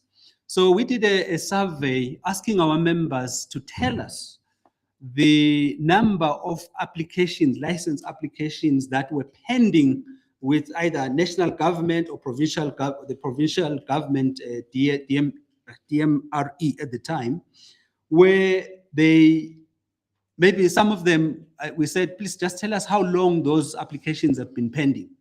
So they got back to us. Those 23 companies came back to us and said they had a total of 184 pending applications. So we then said, please attach CAPEX amounts to each of those applications. It was staggering. They came back with an amount, when we added all of those numbers, CAPEX amount, it was 30 billion rands. So it was 30 billion rands that was held in unprocessed applications. And some of those applications with the government had been pending since 2012. Remember, we did this study, this survey in 2021. Processing of licenses is just a rudimentary function of government. It's it's like breathing in and out. If you were to stop breathing in and out, you die. It's just a function. For you to live, you have to breathe in and out. But for government not to be processing license applications, it's surely an indictment. It's an indictment, and we saw that in the numbers. So our assumption, therefore, is that the picture, in fact, has not changed. It's just that the DMPR has stopped publishing the numbers. They used to publish those numbers and present them to the portfolio committee. But our view and assumption is that there is still thousands and thousands of unprocessed license applications. Therefore, from that, we can extrapolate that every year we are losing we are losing CAPEX amounting to a minimum of 30 billion rands a year. What can 30 billion rands do for the country in terms of the multipliers, production multipliers, employment multipliers, export multipliers? So if government just unlocking that aspect of the value chain, processing of licenses, we will know you could actually unleash the full potential of the mining sector. But the other thing is really exploration. As a country, if you remember the table that I showed, where I showed the number of minerals and metals that we have, where we are actually ranked in the global top 10 as a country, you can, and you see these numbers here, where exploration expenditure has been reducing, not just as a share of global exploration expenditure, but also in absolute numbers, in absolute rands. We've been spending as a country less and less in exploration. There is no mine without exploration. So that's the aspect of the value chain that is very, very important. And again, if we could unlock that, we actually unleash the potential of the mining sector. So here, in 2006, for example, and these are real numbers, you've taken out the inflation effect. So in 2006, we actually spent 6.2 billion in rands in exploration. In 2024, that number had significantly declined to 781 million. If you convert that in nominal terms, it was about 1.3 billion rands. But there's a story that I also didn't tell when I was talking about the backlogs. There were two provinces where there was serious challenges of approving those applications. The first one was Mpumalanga. Thousands of unapproved applications. The second one was the Northern Cape. So I just feel that, if we do not locate such discussions properly, telling that this is an economic growth story, then you'll have a situation where that lowest ranking official in government is not going to take these issues seriously. So exploration, we need to unlock exploration. But in the context of the North Cape, so at the Mining Indaba, I anchored a session where the group CEO of Transnet as well as Eskom were panelists. And we had to pose a question about the potential of the Northern Cape. And one of the things that we realize, you have to realize, is that there is no growth, especially in a development state context. There is no growth without infrastructure. And the Northern Cape, there's serious issues of inadequate infrastructure. For example, most of if you look at the left plane, we're talking about electricity. Most of the transmission infrastructure that has to be developed is in the Northern Cape. And it is our view, actually, as a Minerals Council, that the next node of a mining hub in this country, the potential is in the Northern Cape. So our belief is that there needs to be planning right now, so that you are able to basically extract the dividends from that potential that exists in the Northern Cape. So I know people talk about the fact that it's about 14,000 kilometers worth of transmission lines that have to be constructed. It's actually about 10,000, because Eskom has already constructed between 3,500 to 4,000 kilometers. So, and most of those lines, most of those thousands of kilometers, it's in the Northern Cape. Then there's also the issue of lack of infrastructure relating to rail and port infrastructure. I mean, this is just a status quo, that the reason we are producing about 55 million tons of iron ore, and mostly from the Northern Cape, is because the capacity of that line there is inadequate. But again, you have to ask yourself, in the context of beneficiation, that why do you want to build that line when we actually have to really beneficiate the iron ore, manganese in the Northern Cape for infrastructure development? So it's one of those ironies. So this next one here, I had to ask this question so that we tease the audience. Sometimes you find yourself talking alone, and your audience is not concentrating. So I had to ask this question regarding manganese and iron ore, that why is the Northern Cape not the beneficiation center of manganese and iron ore? Yes, we know the answer, but I think there has to be a deliberate strategy to extract value. And when we talk about beneficiation, let us stop talking about beneficiation for export, for the export market. We want to beneficiate to solve our problems. And our problems for many years, since 2007, is the issue of electricity. Unfortunately, as we speak, just general infrastructure. So the issue of beneficiation, we have to beneficiate to solve our problems. I think that we must never lose that fact. And construction, unfortunately, if you look at the GDP numbers, the one sector other than mining that has not been performing well is the construction sector. And the reason is that the existing infrastructure is not being repaired, it's also not being maintained. We haven't even started talking about expanding that infrastructure. You have to start by repairing and maintaining that infrastructure. So when you look at the GDP numbers, we look at what you call capital stock. The capital stock in the construction sector has been declining at a rate of 1% since 2016. So it means the size of the industry has been shrinking, one, because no repairs are being done, no maintenance is being done, and also there is no expanding that infrastructure.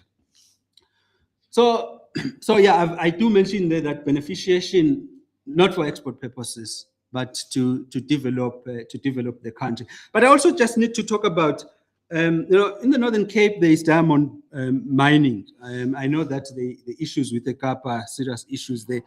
But you also have to think about, why is it that even if we cut and polish those diamonds, which we are not really doing, actually, out of the volumes that we produce as a country, we produce about 5.8 million carats of natural diamonds in this country, about 0.2 of those diamonds are cut and polished in South Africa.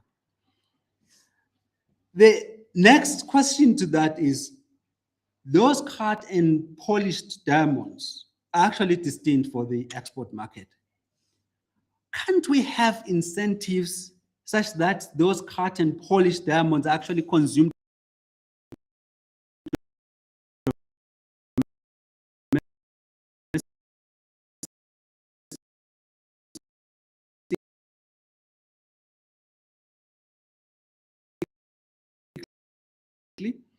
the reason why Botswana there's no way you will see that industry sustainably growing, because it literally depends on the export market. And again, that's the issue. That's the story about beneficiation. We do not want to beneficiate because we want to supply the export market. We beneficiate because we want to solve our problems, from energy to transport issues, just general construction as well. So let us beneficiate for those purposes.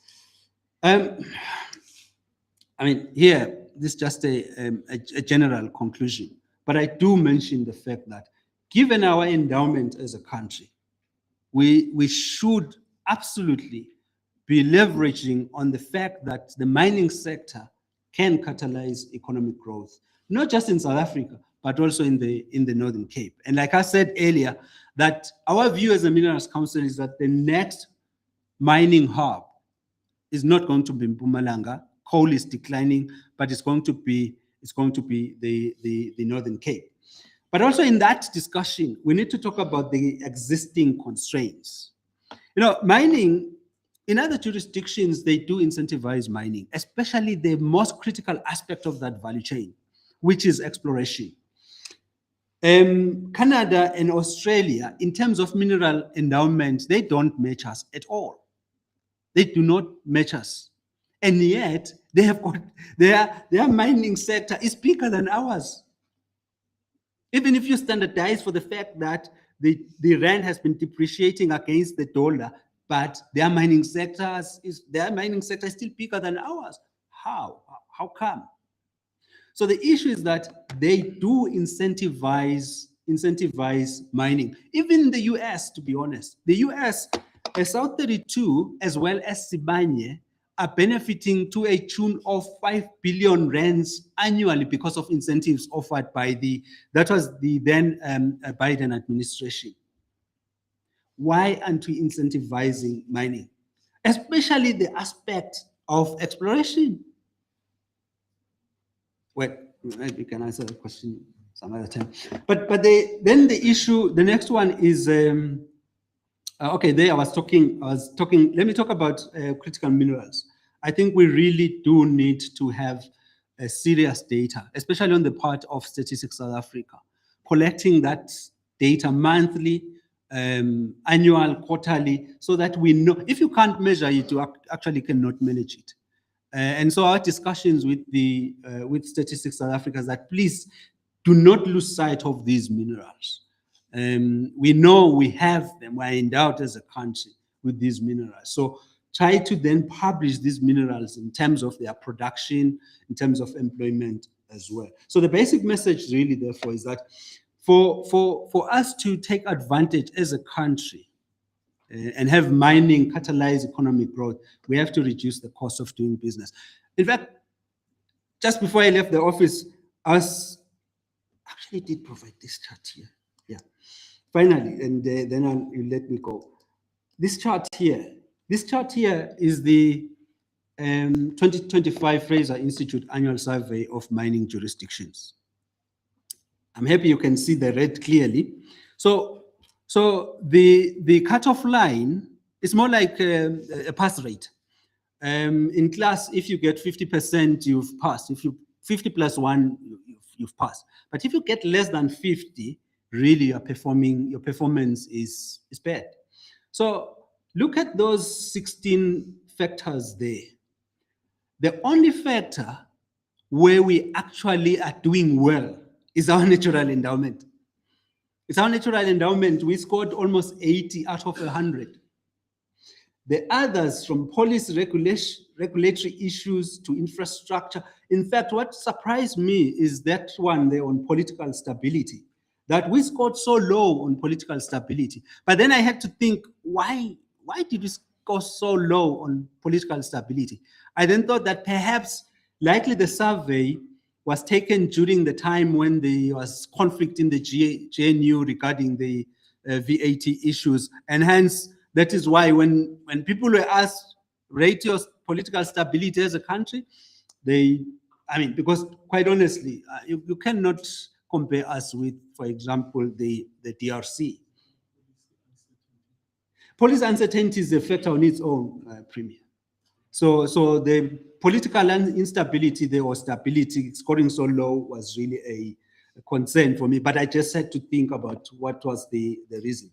But all the other factors, quite honestly, we have been scored very well. And the good thing is that this is not a Minerals Council index. It's done by an international organization. And what also we've observed over the years is that the number of respondents coming from South Africa is actually increased. So this basically does paint the picture for the whole country, how investors view South Africa as a mining jurisdiction. Just to close, it is our view that the mining sector can catalyze economic growth in this country. It can catalyze economic growth in the Northern Cape. Thank you.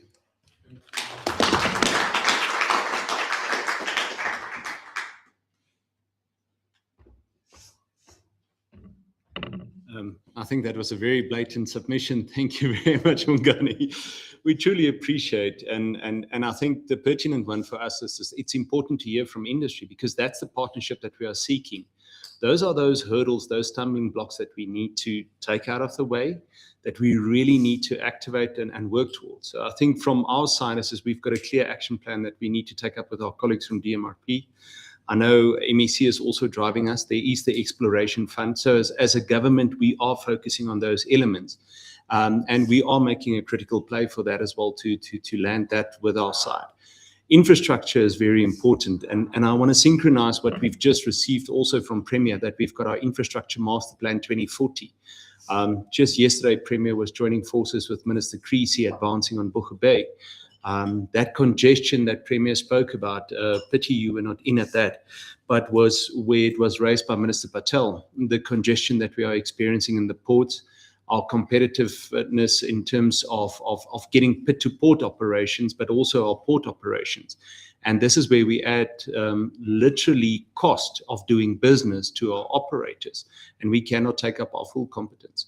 Value addition, very important. Just on Monday, I can't divulge any of that, but critical announcement made by Minister Ramaghopa. So I can just tell you, watch the zinc space and watch the manganese space. There's big things coming. I suspect it's going to be the 30th and the 31st. It's small steps. It looks like a very steep mountain at this stage, but it's small steps that we are taking, and I'm certain we're going to be overcoming that in partnership with the Minerals Council as well. But this is critical advice, and we're very grateful for that. I know we on the edge of our last speaker, Madam Zigalala, and I was just informed that she is on her way, and I think she should be in the venue. But what I want to try and achieve now at this stage is I think we can put the panel together, perhaps, and just bridging her arrival. She's been caught up at this stage just in taking traffic through here. If I may, Madam Edward, and then Mr. Motz, if we can join on the stage, perhaps. I think what will happen is as we all have Madam Zigalala join, we will have the panel then ready, and we must open for Q&A. I nearly want to say we have to defend our submissions for the morning. So the best part is we're doing those submissions just before lunchtime. So people will be rushed. But please, if you can join us on stage, I'd appreciate. Madam Edwards, please, and Bungan, I'll be grateful. And then I will lastly call then also Premier to the stage, if my boss is available, but I know my boss is always busy. And then I have the privilege, as our panelists are also taking their seat, to call to the stage. I've alluded to since when I know Madam Zigalala, when she started off as a groundbreaking female mining engineer, heading up Kimberley Mines at that time. So we're very grateful for that as well, and for her joining us on stage. As always, a great privilege. Thank you so much.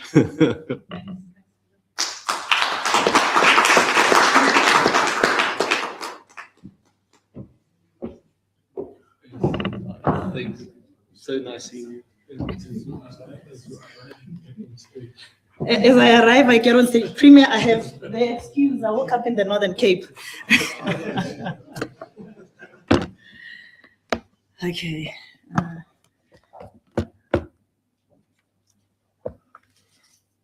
So, good day, ladies and gentlemen. I have to start before I actually cover anything with apologizing for arriving later. I was saying to the Premier, I woke up in the Northern Cape. I was at Kolomela on Monday. I was at Sishan yesterday and stayed over, Premier. And then clearly because the session is taking place, I just had to come. And that's because the Northern Cape is our home as Kumba, and it just wouldn't be right not to be here. So with that, Honorable Premier, Dr. Zamani Saul, I think it's 2 doctorate degrees now, Buti. It's still 1. I think you're underperforming. You need the second one. MEC Venus, Blennies-Magage, my sister, my younger sister, as I call her, various colleagues from government, from business, and all partners that are not only invested for me in our country, but also specifically invested in the Northern Cape.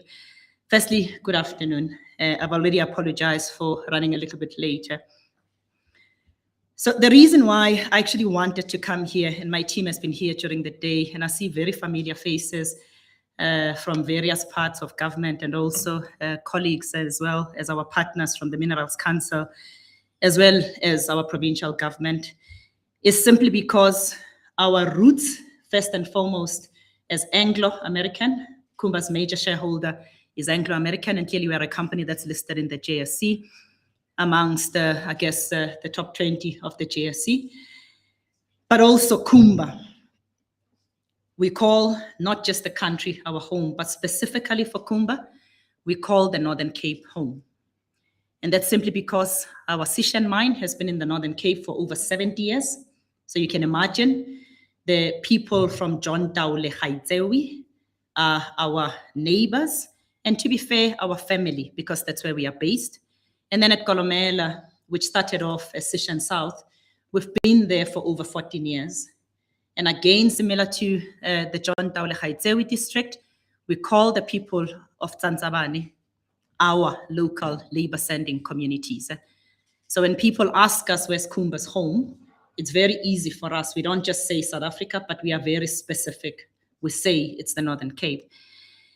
And personally, I've had the pleasure, and Hendrik spoke about it, of being in the Northern Cape for quite a few years. And it's just a province that I've also on a personal basis kept going back to. I spent 7 years with my previous company in diamonds. And when I moved, I needed to find another company that was rooted in the Northern Cape. And I'll talk about the reason why. Because when you invest in the Northern Cape, to be fair, you get to enjoy the benefits that I'll talk about, even with all the challenges that exist in our country. And I know that we've mentioned some of them, but I actually want to talk more about the art of the possible if you find yourself in this province. Because the challenges are there, they will always be there. But you want to know that you've invested in a province where when you have a challenge, you will have partners that will partner with you to resolve the challenges.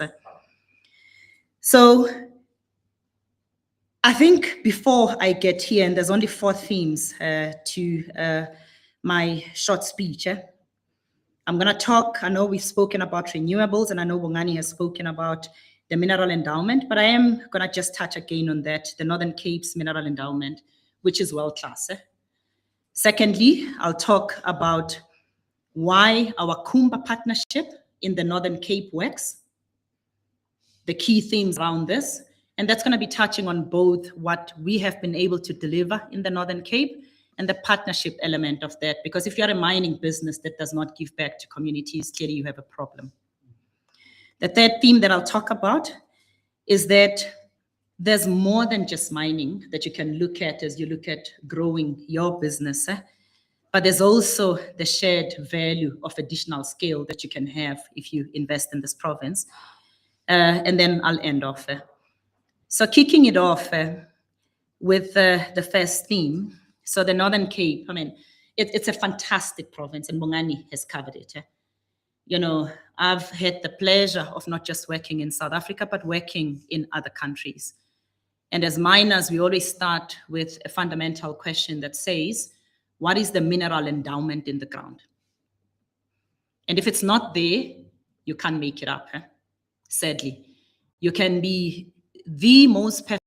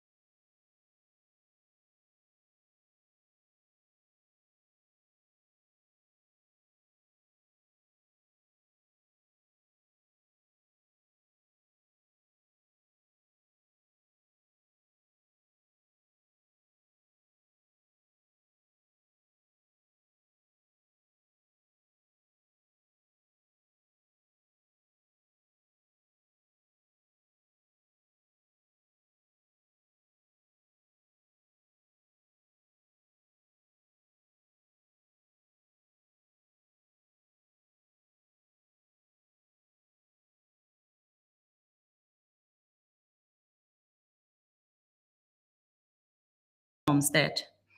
Clearly, there's diamonds. And yes, diamonds are in a challenging space right now. It's taken way longer. But as we know, with the commodities, there's ups and downs with each and every commodity. So being a person who spent a lot of time in diamonds, I live in the world of hope. It's just that it's taken longer.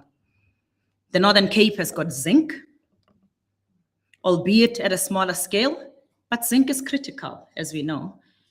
The Northern Cape has got copper. I keep asking my colleagues and saying, hey, when are you building this mine? But what we know is that the copper is there because it was previously mined in the province. And as engineers and geologists will tell you, when the mineral is in the ground, the only thing that stands between you and mining that mineral is the economics around it, first and foremost. I'll get to the people now. So sometimes, because of our shortcomings as engineers, we are not able to get to fully explore. But with time, we keep improving our technologies, etc., and get to that point where you can actually start mining that mineral. If it's in the ground, that's the good step, and that's what the Northern Cape has. There's others, but the one additional one that I want to talk about is rare earth minerals. They are in the Northern Cape. And you hear all the various countries, geographies, particularly from a geopolitical perspective, talking about this.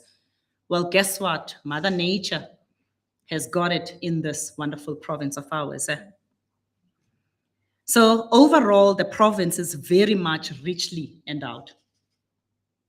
And in a world that's reshaped by geopolitics and the energy transition, minerals and critical minerals are at the center of the global strategy. Everybody talks about them. So we've got to be in the space. And the Northern Cape sits squarely in that flow of demand. It's actually more on the supply side, but clearly we need to have the discussion that says, you know, what then happens post that. Now, at Kumba, we've got two operations. They are both in the Northern Cape, less than 100 kilometers apart. As I've said, I've spoken about the areas where we mine. And on a global scale, you know, people typically talk about the fact that we are the biggest iron ore producer in the country. And I say to them, yes. But on a global scale, we make up circa 3% of the world's global supply because the other areas of the globe sadly outperform us from a volume perspective. And that's the Pilbara in Australia. And also in Brazil, you've got huge endowment in the magnetic space. So by volume, they outperform us, and we can't even talk about that. Even the upcoming investments in Guinea will certainly be higher than what we currently give. But there's two things that we have. This is just iron ore, so you can extrapolate this and get to other areas. Three, actually. One, we've got wonderful people. The people of the Northern Cape are great, and you see that across the board. I see that in our workforce, I see that in our communities, I see that in our government. And what does that mean? It talks about the ability to engage with people and move towards a common goal. And when you have that, you've got the fundamental basis for building. The second thing that we have as Kumba is that we've got the quality side. So we've got a specific part that forms actually it's called lump, it's lumpy ore, so slightly bigger. Again, you can't make this up. So even in as much as I said, we make up 3% of the global supply, well, with lump, we are circa 16%. So we get to have a little bit of a muscle as we engage with our customers. And again, it's Mother Nature. If it's there, it's there. If it's not there, it's not there. So you can be the mighty, whichever region. If you don't have it, you can't make it up. And then the third thing that we have in terms of unlocking the potential, and I'll come back to this, is that we've got the other natural things that one needs. From an energy perspective, the Northern Cape has got the sun, it's got the wind, and it's got everything else. And guess what? Investments in that. You've got beautiful skies. I'm a miner premier. When I see the skies there, I think about mining. No, but it's true. It's absolutely true. But that's what we have. So in terms of energy security, it's there. The other one that we normally talk about, and I know it's got constraints today, but if you're a proud South African, you always live in the world of hope and you say, what can we do around this? We've got the infrastructure. So there are not only two routes from the Northern Cape right now. So there's the Western Cape one, the Saldanha one, and then there's the Muga one. But guess what? I know the MEC earlier spoke about Boegoebaai. And that's the art of the possible around, call it infrastructure, particularly in our space, which is bulks.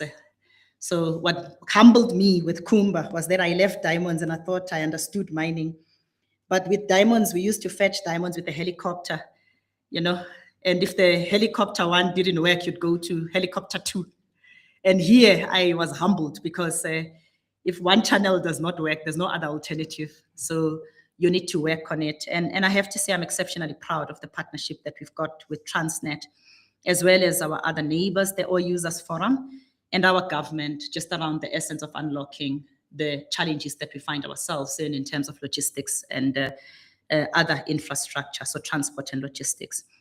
So that's the first part, just about what the Northern Cape has. Let's then move to the second part, which is more Kumba specific, which is why our partnership with the Northern Cape works. So I've spoken about the wonderful people. And as a company, we've got our own challenges. We are not perfect. I've never met a perfect company, but we keep trying to be better. And we focus on the things that we believe don't just drive value for shareholders, but that drive value for all our stakeholders. So Kumba, a little bit, I said it's a JSE listed company. We've got our shareholders at a listed level, but at an operating company level, we've got our operating company, the Sishen Iron Ore Company. Now, the shareholders of that company include our employees through what we call, so when I say SIOC, it's the Sishen Iron Ore Company. It's through the SIOC, ESOPs, so Employee Share Ownership Scheme. Critical for us because our employees, I always say when we talk to investors and analysts, my CFO, Xolani, and I get to talk about the performance of Kumba, but to be fair, it's the performance of the entire workforce of Kumba. And within that workforce, 84% of our people come from the Northern Cape. I'll say it again, 84%. And that for us is critical because charity begins at home. And here it's not charity, it's the essence of adding value. It's got to start at home. The other critical shareholder is the SIOC Community Development Trust. And I always say it is the best mining trust And I've had close to now 25 years in the mining industry. So I guess I can speak with authority when it comes to this because I've seen what exists elsewhere. This trust, in terms of its valuation, sits at above 10 billion rand. We've got trustees that are made up of community members because that's key. The trust services them. And then we've got donor trustees as well. And within my own team, there's only one trustee because clearly what we want is for the work of the trust to be dictated by the people that are closest to where we want to add value. And the member of the trust is Pranil, who's a member of my EXCO team. He's here with us. I'm disrespecting you, Pranil. It's doctor as well. There's two doctors here. Maybe there's others. I shouldn't disrespect you. But it's not just about the valuation. I mean, this trust is essentially, or looks at doing two things. It's adding value today in terms of improving the livelihoods of our people. And when I say our people, I mean our local communities. But secondly, its value needs to outlive the life of Kumba, which is right now 2041, and we are working on exciting work that will take us beyond 2050. So it's got investments. I'll only talk about two investments. This trust, which is a trust, and Northern Cape Trust, Community Trust, owns 25% of Airlink. Airlink, the company, it's expensive. They've got expensive tickets. I know. I also know when I book my ticket to Cape Town, I think, hey, Airlink or Fly Safair, because Fly Safair is clearly cheaper. I know. But when you think about it, Premier, the owners or the shareholders, 25% of that is our SIOC Community Development Trust. You can't make that up. It means that when Airlink needs to make a decision around its, partnership investments with Qatar Airways, guess who has to vote? It's this trust. Because at 2%, 3%, you may not vote, but at 25% you vote. And that's essentially the shareholding that we're talking about. The other one that I will mention is that this trust clearly owns a hotel. A small hotel, yes, but it's a hotel. That's all that matters. So it's got investments, and whenever we look at their performance, clearly we are proud. And then regarding our investment in both, or the value add in both the country and communities, I'll quote a couple of figures. I'll go through them very quickly. You can read them in annual reports, etc. We talk about 58 billion rand of shared value delivered in 2025. Included within this, we talk about 7.4 billion rand in taxes and royalties. And when that number drops, I kid you not, Treasury calls us, Premier, to say what's happening with you. We talk about 19 billion rand of spend with BEE suppliers.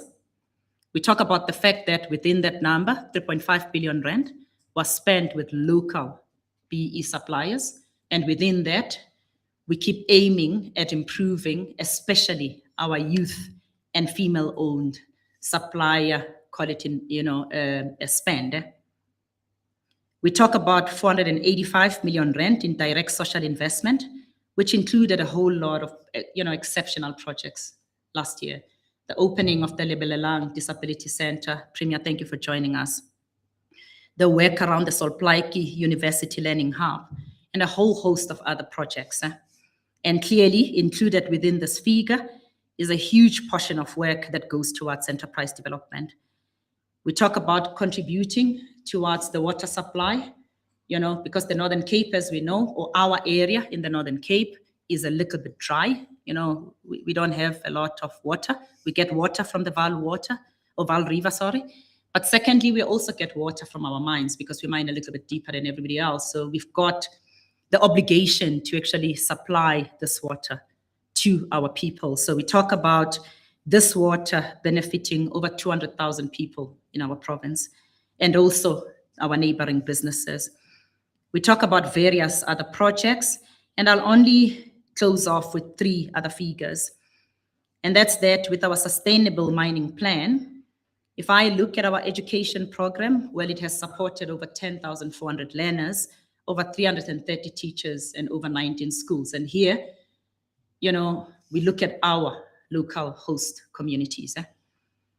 And then since 2018, we facilitated the creation of 42,000, not Kumba jobs, off-site jobs, because we've got a huge element of needing to contribute to jobs outside of our mines. We see that as something that we have to do considering the challenges that we have in our country. And I know, Premier, earlier you spoke about the fact that when you look at growth, you need to have a look at the elements of jobs as well. And then we also talk about the future from a job creation perspective off-site, and we talk about over 9,000 jobs that we'd like to create between now and 2030. And this is through partnerships. I said we facilitate, so we partner with others, and we get organizations like the Impact Finance Network who engage with countries like the UK to raise funds that we come back and invest in the Northern Cape. Because it's not about you spending from your own pocket, it's also about utilizing the muscle that you have for the benefit of the province. And then I said two last ones. So my last one, it's our contribution from a health perspective. Clearly, we know that fundamentally at a basic level, we can't forget about the livelihood of our people. And then linked to this, as I said, I mean, we talk about these numbers, but there is no way we can do this alone as Kumba. So we rely on our partnership with our local government. We rely on our partnership with our provincial government. So we don't talk to our provincial government when we have issues. Twice a year we go and we sit with the Premier and other MECs, the DG, etc., and we engage. We talk about the things that we committed to last time. We talk about the progress that we have made. We talk about the challenges. We talk about what we can pass on for the benefit of the people in our province. And when we sit in those meetings and we talk about the changes, what encourages me, which is why we keep going back, is that the conversation doesn't just end there. The Premier then says, okay, you have this particular challenge with Dingleton and Siatemba, for example. This is what the province will do. And I then don't talk about lengthy timelines. It's the conversation that takes place today. And then the following week, you have somebody who follows up and the work starts on the ground. So when you think about the element of investing, you want to know that you're going to invest in an area where your voice is heard. The only key thing that I wanted to highlight with the first part is that it can't just be for your pocket. It's got to be in the best interest of both parties. And if that's what you are thinking about, I guess you should look at the Northern Cape. And clearly, around the partnership space, we also value our partnership with national government as well, and also our labor unions, our local business forums, faith leaders, etc. Because that's the essence of being in a space, particularly if you're going to call that space home. If you want to receive assistance, you have to actually put yourself forward as well and have the right level of discussions. All that I can say is that I spoke about the results of Kumba, and yes, we are not perfect, but we have achieved all of this through partnerships. My third one, before I get to the final one, is clearly I've spoken about other critical enablers that are in the Northern Cape. And I know that Bongani covered this significantly more, but certainly when you look at mining, I spoke about the mineral endowment, world-class mineral endowment. The other part that I wanted to note is that I know that we've got challenges and all of us know them. But what I can certainly say is that what I appreciate with the DMPR as a ministry is that we also have the ability to engage. So a couple of things are currently taking place within mining. We've got our Principal Act, the MPRDA, and it's currently being reviewed. And when, as the office bearers of the Minerals Council, I'm one of them, we've got our President Paul, and then we've got a couple of vice presidents, I'm one of them. When we sat, and our CEO of the Minerals Council, Mzila, was there as well, and spoke about the essence of what all of us need to aim for, which is for the growth of mining in our country. We had a conversation where the minister then said that there's work that's happening around the cadastral system, which will aid exploration in the country, because clearly that's a challenge. And for me, it's then looking at the speed of execution when it comes to the implementation of that cadastral system.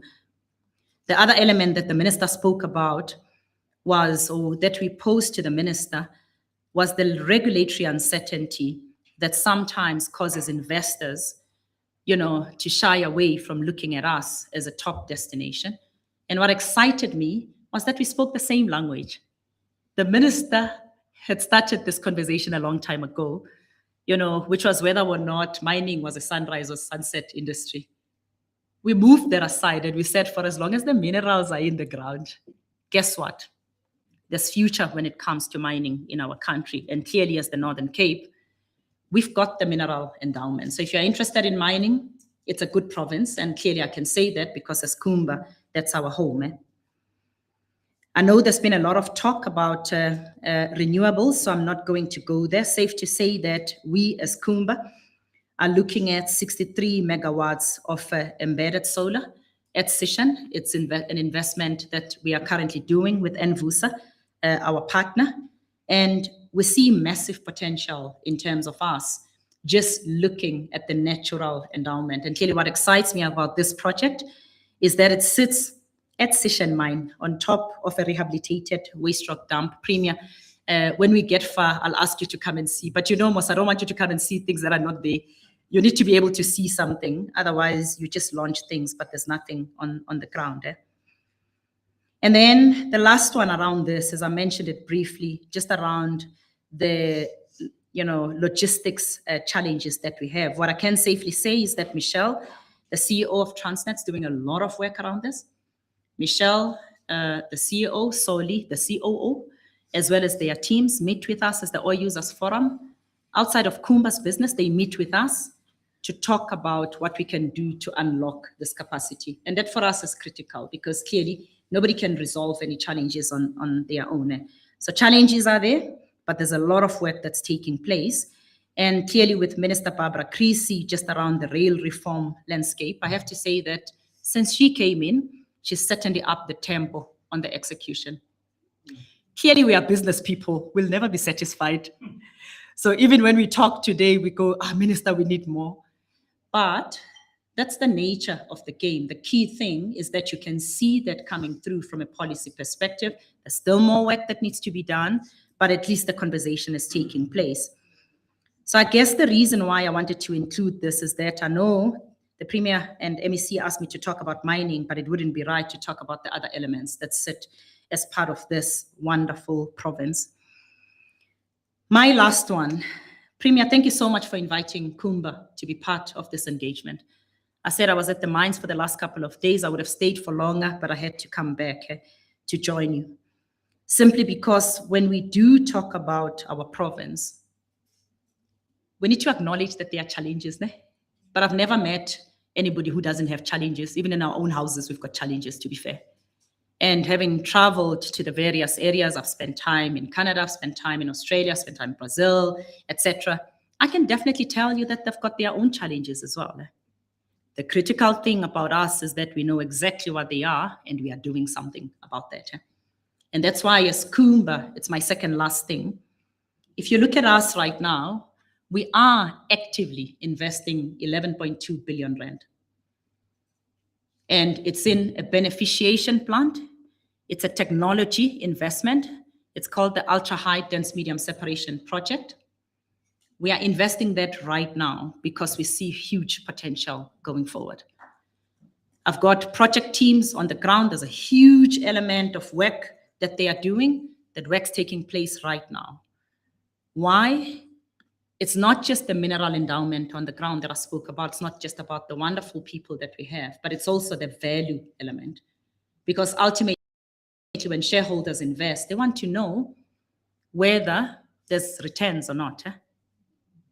So for us, we acknowledge the challenges, but we see the future potential, and clearly we are investing. We're not talking about future investments because we've got our dreams around there as well. and there's a good pipeline of projects that we're looking at, but I'm talking about a current investment. So I guess you'd understand that I wouldn't stand in front of you and encourage you to look at this wonderful province if we weren't actually putting our money into what we are talking about. Their investment will actually allow us to treat lower grade material and convert it into value. It will allow us to actually extend the life of our operations, which is ultimately key for us. But the key around this is that it's in a value accretive manner. Hey? Otherwise, you don't just look at things for the sake of looking at them. And in line with this, I know that we are investing at a time when we've still got some challenges. But the reason why we are doing it right now is because we are not passive participants. When there are challenges, we play an active role in resolving the challenges. And when, interestingly, you look at life like that, you all of a sudden look at things slightly differently because you look at what it is that you can do to actually add value. So that's my second last one, because I wanted to talk about the why I would encourage you to look at potential investments in the Northern Cape. My last one is just a message of confidence and commitment. So Premier, to you and your team and to our various stakeholders, we actually value the partnerships. You know, there's lots of challenges outside. The geopolitical landscape is upon us. Everyone's talking about whether or not we'll have access to oil. Everyone's talking about oil prices and what's happening right now. Everyone's talking about, I kid you not, a whole host of things.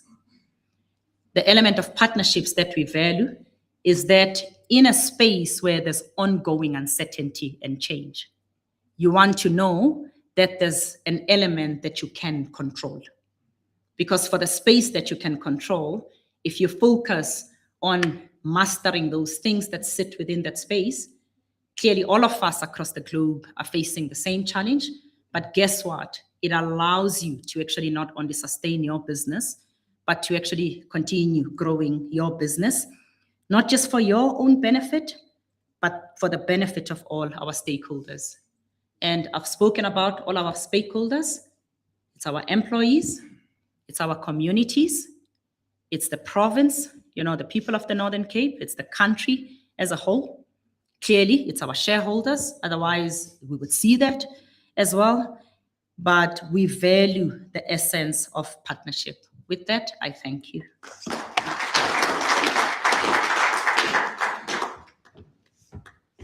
Thank you so much, Madam Zigalala. I must just quickly share this one. 2011, 2012, when I headed up the Gamagara mining corridor study, and we did our modeling, Bungani, you will know on that modeling, we were very active. What is the forecast? What is iron ore and manganese going to do? What does it mean for us in settlement? You know, there was incorporated. We never incorporated Madam Mpumi in there. And that's just going to take that curve and just elevate it. But that's the way I know the art of making it work. And you just took it further. Thank you so much. We're excited about the 11.2 billion. We're super excited and looking forward to our investment conference on that as well.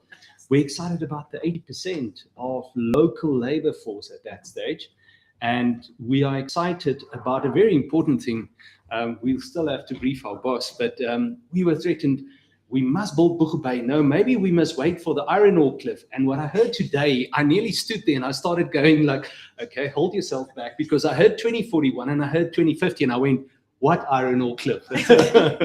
So important messaging that I heard from that side. Thank you so much. Always inspiring being in your presence, like with the panel members as well. Ladies and gentlemen, I'm going to move over to the next stage, and that is going to be questions and answers. I know a lot of our business sector have extended. I don't know if it's kosher. I know it's not Ramadan lunch, but they had preferences and they departed. But in the meantime, we are open for questions and answers to our panel. Post that, I will entice my MEC then also on that side, possibly just to hand over the gifts. But I must say, this is the effect of manganese mines. We never feel like that going to iron ore mines or diamond mines. But ladies and gentlemen, if I may, I would like to open the floor on that side. Yes, sir.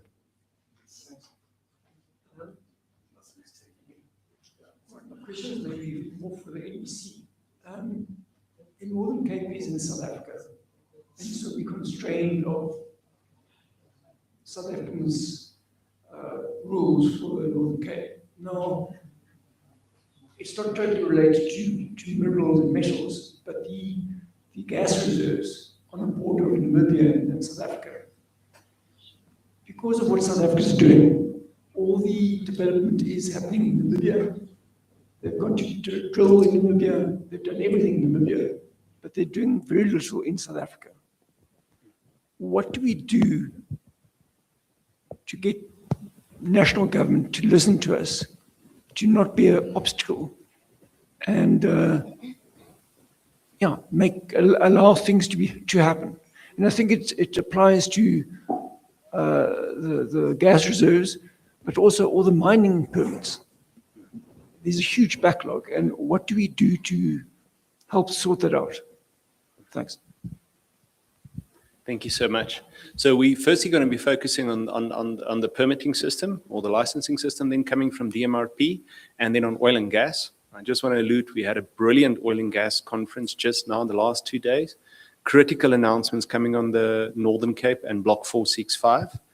But I will allow MEC, I'll tap on that one, and then we can handle that. Let's take 3 questions.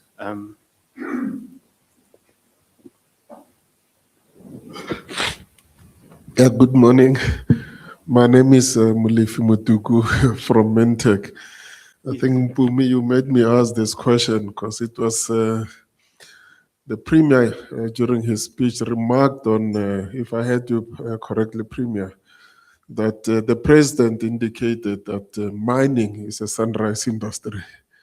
And you shared the sentiment that it's a sunrise industry, not a sunset industry. Now, this question is to Bongani. We shared the same stats, the most dangerous man on that panel, but your words, not mine, as a chief economist. Now, if I look at the decline in production from your slides, I think it was slide 11 and 13. If you look at the dominance in there, comes from gold. And we understand the structural challenges with gold. Actually, it should be expected that there should be a decline in gold. It's not something that we should be surprised about. The deepest mine in the world is here in South Africa, and we know the challenges surrounding gold. Now, the resources are there, but we have limited economically the reserves is what the challenge is, and the mining of that and the cost implications. Now, in one of your slides also, you did indicate that the copper, the decline in copper, which was significant over 46 or 48 over a period. But we also know South Africa doesn't possess globally significant resources of copper. So if I just take copper and gold out of all those equations, this question is to you now. Will you share the sentiment that mining in South Africa is a sunrise industry? And that goes to also what Mpumi said. Your comment on that, because if you look at all other indicators for other commodities, you get a different picture, that there's been growth. Taken into account what you have mentioned, the challenges, the investment in exploration and so forth, we know the challenges. Okay, your comment on that. Secondly, to you, Bongani, I'm not picking on you, but we share the same statistics and the same information. Actually, we work very well with you and Minerals Council. So,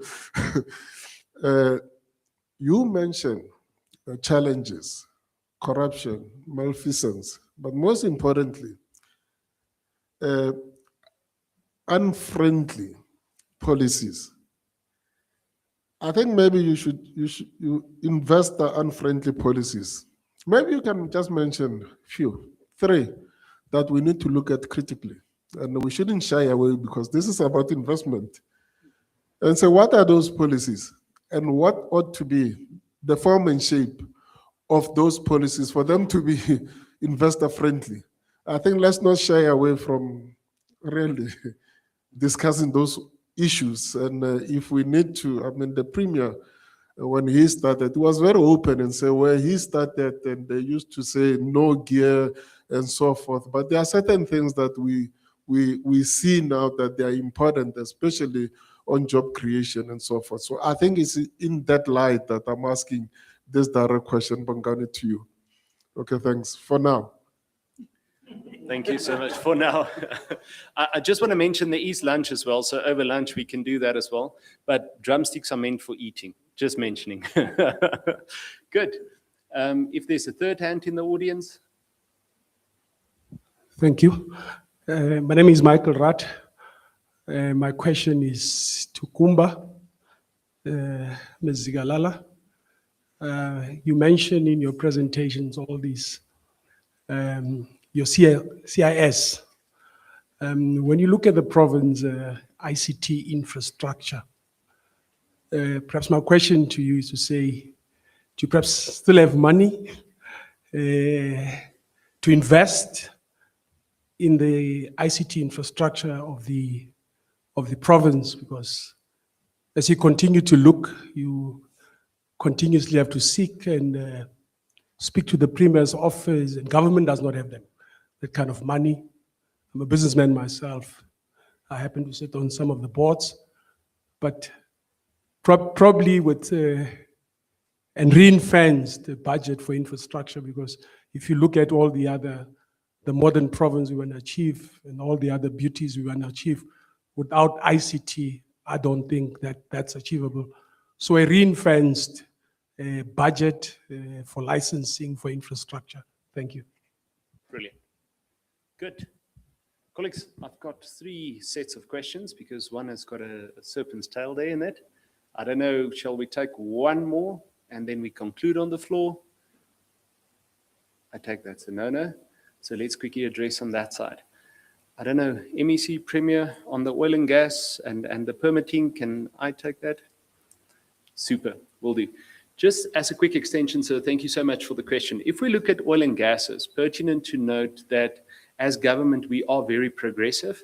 I think where we are right now in terms of the global energy dynamics, there's 2 elements that we see in terms of energy. Number one is preventing those cliffs.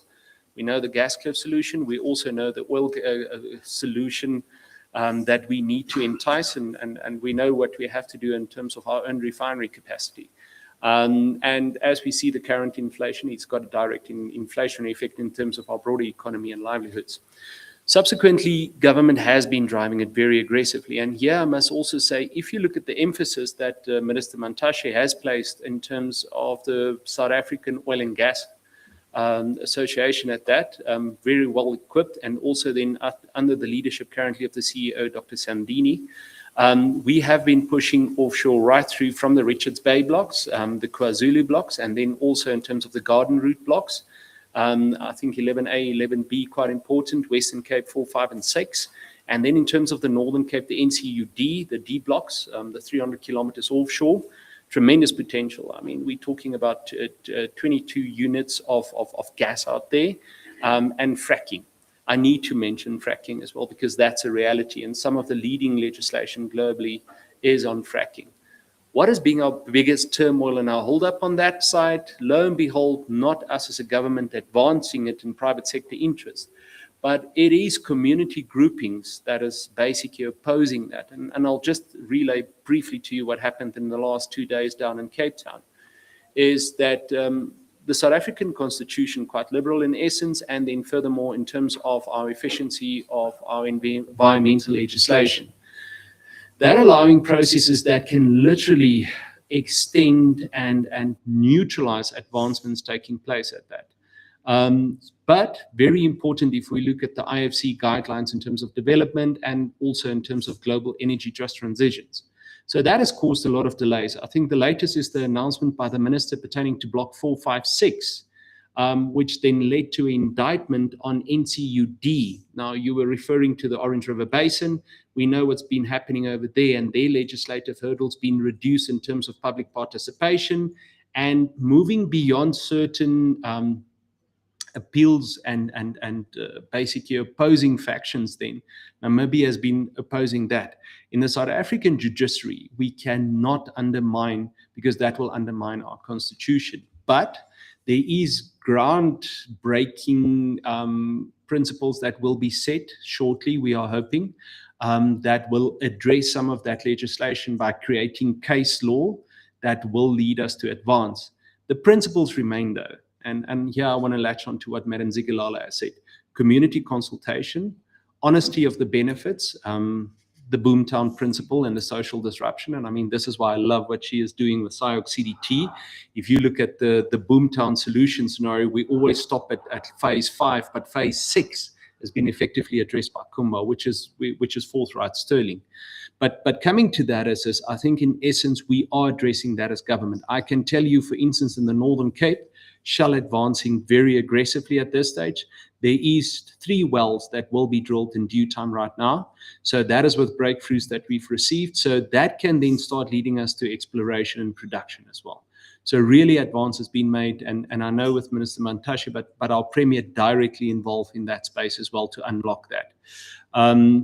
As mentioned, though, it's not necessarily a government uphold, it's also our constitution and our judiciary system that we must be honest to in terms of that. Just as a last measure, is some of those opposing groups, what we see in community collectives now, forming their own collectives to say that the Green Alliance is no more representative. Communities are demanding that oil and gas be explored. And these stoppages, which is in most instances foreign funded, lo and behold, will be now set aside by these communities wanting to interdict their activities, prohibiting the socio-economic development happening. And that was a breakthrough in yesterday's negotiations we had down in Cape Town, which is very progressive. And then in terms of mineral policies and all of that, sadly, due to the Kapa incident, Minister was down there, but I can actively tell you that the expansions like Madam Zigalala has just mentioned in some of the other companies, there is activity on that. We are looking at regional nodes that we can start exploring, specifically now to the critical minerals. So yes, there was a backlog. There is a backlog, but that is being addressed. And I want to beg of you, bear with us on that side. We are focusing on that. And this is the partnerships that Madam Zigalala said. This is what we see in terms of Frontier. This is what we see in terms of Vedanta, the breakthroughs that we had. The visit that we had on Monday with Kalahari Transfrontier, we work together with our partners. So I'm very positive about that space. The benefit that I do have now is I've got a far more informed and competent panel. And Bongani, I'm handing over in terms of Mintic to you, sir. Thank you, Doc, for the questions and for putting me on the spotlight. I think that's okay. But I must say that one of the things that we do when we present these kind of pictures and data is you always want to show where you source the data. The one thing we used to collect data as a Chamber of Mines, you know, when we were established in the late 1800s, we used to actually do data collection, and that was then handed over to government. So the data is uncontaminated. It's data that is available from public sources. So the view that we take regarding the industry itself, our view is that it's a sunrise industry. That's for sure. So the picture that you see, and when I make comments on the picture, I'm commenting based on the data, Doc. I haven't tortured the data in any way. You know, in my master's studies, I did econometrics, stroke statistics, and we used to have a term when you try to force data to give you conclusions that were neither here nor there. We used to say you are torturing the data. Here, the data has not been tortured. You can source it. It just shows that the sector has been contracting. But I also do appreciate your question about, isn't it the fact that the sector is shrinking, isn't it because of gold? It is true, it's because of gold. But if you look at the shares of gold over the years, from 1995 accounting for 43%, 2015 accounting for about 18%, and 2019 accounting for about 11%. That is as the shares as we collect them from from States SA. So we have also asked ourselves that question, to be honest. I must agree that if gold over the years has accounted for 18% or 10% as we speak, why aren't we seeing a movement in the performance of the sector in real terms? We've asked that question to statistics as South Africa. We haven't gotten the answers, but we do believe that their data is quite credible. And then the question on the policies, there's just one. I won't list three. I can list three, but I'll just list one: the mining charter targets in terms of ownership. Members have said that they are not against that. Members have said that the issue is that you don't know what the target will be in 2030. So that compromises, basically that compromises their decision-making, investment decision-making going forward. I'm sure, it's like at an operational level, how electricity has affected the performance of the industry. And what we've proposed to NERSA as well as the DMRE is that have a proper electricity price path so that we are able to predict and forecast our cost. But the fact that even now we have 8%, 8.76% that will be affected in April in electricity tariff inflation. You still have the RCA, the regulatory clearing account, which ESCOM will again go to NERSA to ask that they be reimbursed. That really is a major source of uncertainty if you have to invest billions or millions of dollars in South Africa. But just to answer your question briefly, the mining charter targets, our members have told us that they are not against that. The issue is that you don't know what those targets will be in 2030, for example. Do you want to add? No, finish first. Okay. You're my economist. Let me see. Yeah, I also just wanted to talk about, so some of these things might not necessarily be realized policy. Give you an example, Doc. The issue of chrome export tax, it's not yet a policy position by government, but it has been proposed. And our members are saying, since 2021, during COVID, we've been arguing and saying this will affect production of chrome, but it might actually escalate to other commodities, because if you're going to have an export tax, we don't know if government will decide that let's now have a manganese export tax, for example. Again, those things, even as they talk about them, investors are always watching and listening, and their investment decisions are based on that information. But I think for me, just to emphasize the fact that we view mining as a sunrise industry. Otherwise, we wouldn't be here. Thanks. Particularly in the Northern Cape. You know, it's interesting. Is this working? I hope so. It's interesting. So the minister, our minister, Mr. Mantashe, and our premier are always 100% aligned. The only thing that they are misaligned on is when I talk to the minister, I go, charity begins at home. We need to look after the people of the Northern Cape first. And then the minister says, Mpumi, Mother Nature put it in the Northern Cape, but it belongs to all South Africans.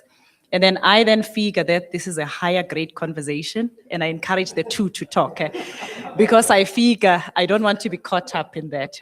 But clearly, I think very highly of both of them, and the level of alignment that they have when it comes to resolving issues is certainly benefiting us. I think, let me fill in the gaps. Doc, I respect doctors, the third doc now, hey? I think you've asked a couple of questions, and I'll go back to your question as well. Sorry, I missed your name for the first question. I think we recognize that we've got challenges. The biggest thing is to talk about them and do something about them. So I do want to start with something that I've actually certainly been highly excited by here. And it's that whole element of the partnership between business and government. And this is something that's led by the president. And it's looking at the main challenges that we have as a country and saying, well, what can we collectively do about that? You know, we are just about to launch the next phase of the partnership. This is phase 3. And you can actually look at what has been achieved through the first 2 phases of the partnership.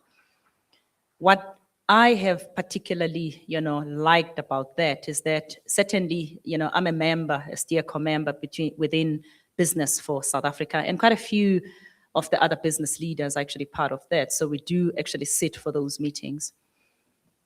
I've appreciated the level of conversations, because we all encourage each other to put the matters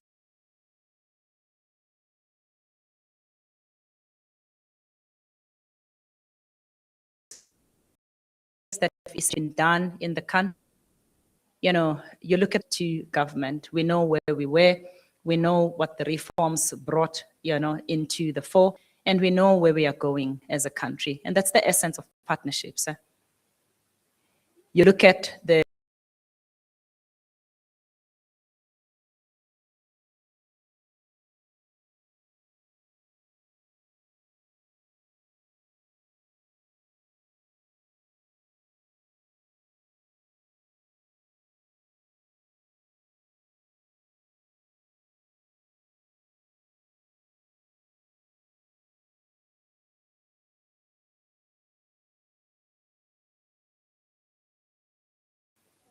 we've bottomed up in terms of our challenges, and now we are starting to talk about opportunities and the speed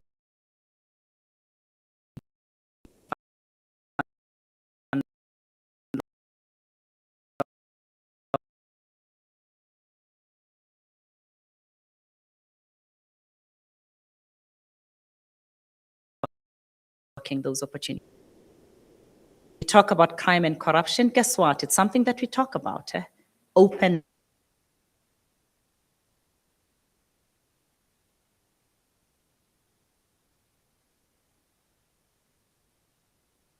To look at a balanced picture. Because when we do start doing that, we start unlocking the essence of the kind of future that we all want to have, not just for ourselves, but for our future generations as a country as well.